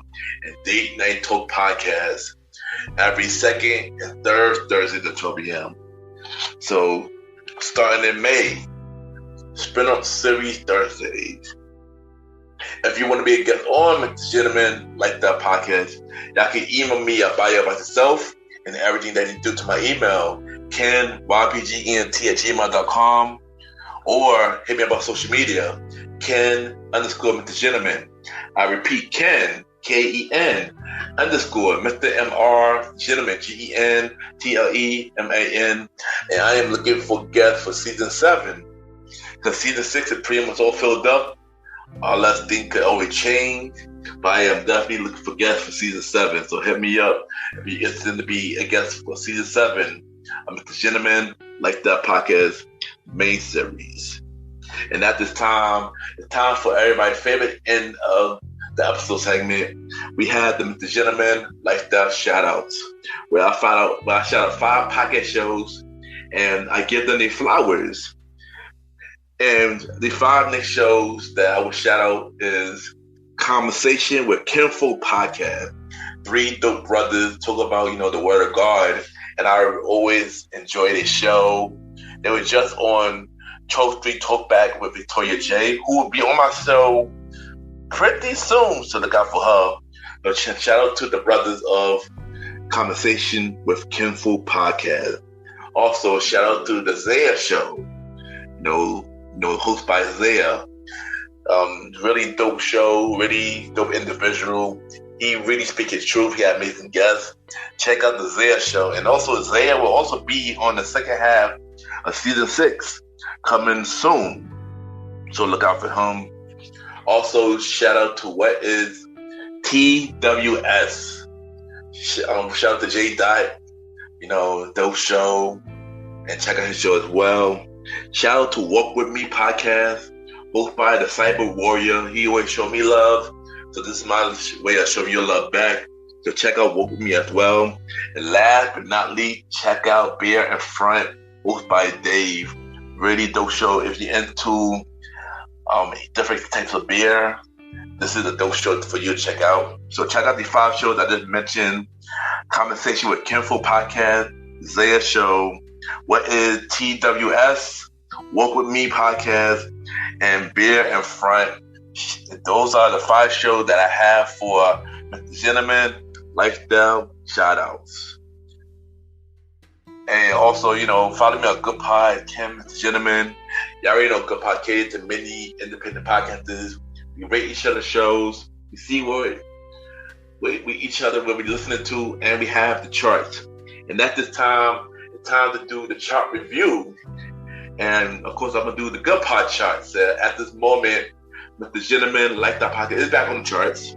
So during this time, for top 100 shows, we are number 5.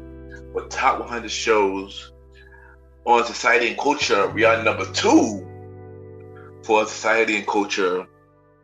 And for top 100 episodes, we are number 7 for normal charts and number 9 for indie charts. For the latest episode 14, the top 20 countdown show, our favorite movie with Jalen. So I just want to take the time to thank everybody for continuing to check out Mr. Gentleman Like That podcast. And thank you for getting us back on the charts. It really means a lot. And continue to support Mr. Gentleman Like That podcast. It really means a lot. And once again, I thank y'all.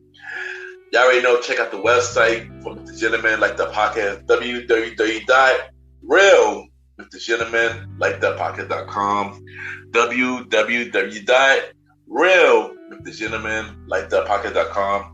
Y'all can check out every episode from Mr. Gentleman Like That podcast. Y'all can watch every video that we have on the website. You can check out every guest appearances that I was on. Y'all can check out the latest episode of The Math Debaters. Shout out to Deanna Robinson and the whole The Math Debater family. And I was on the 104 hip hop song tournament. So check the episode out. That was a really fun show. I can't wait to go back on the Math Debaters. I can check out every guest appearance that I have. Now I have 57 guests. So check out every guest profile. And y'all can buy merch from the MrGentleman like that podcast store. Partnership with Team Public. We have mini shirts, hoodies, masks, mugs, pillows, and many more. So support MrGentleman like the podcast, check out the website, www.realmrgentlemanlikethepodcast.com. And yeah, and once again, I just want to take the time to thank everybody for tuning into the latest episode of MrGentleman Like the Podcast. Y'all already know I will be back next week with another new episode of MrGentleman Like the Podcast. Have a good day or night wherever you're listening to this episode.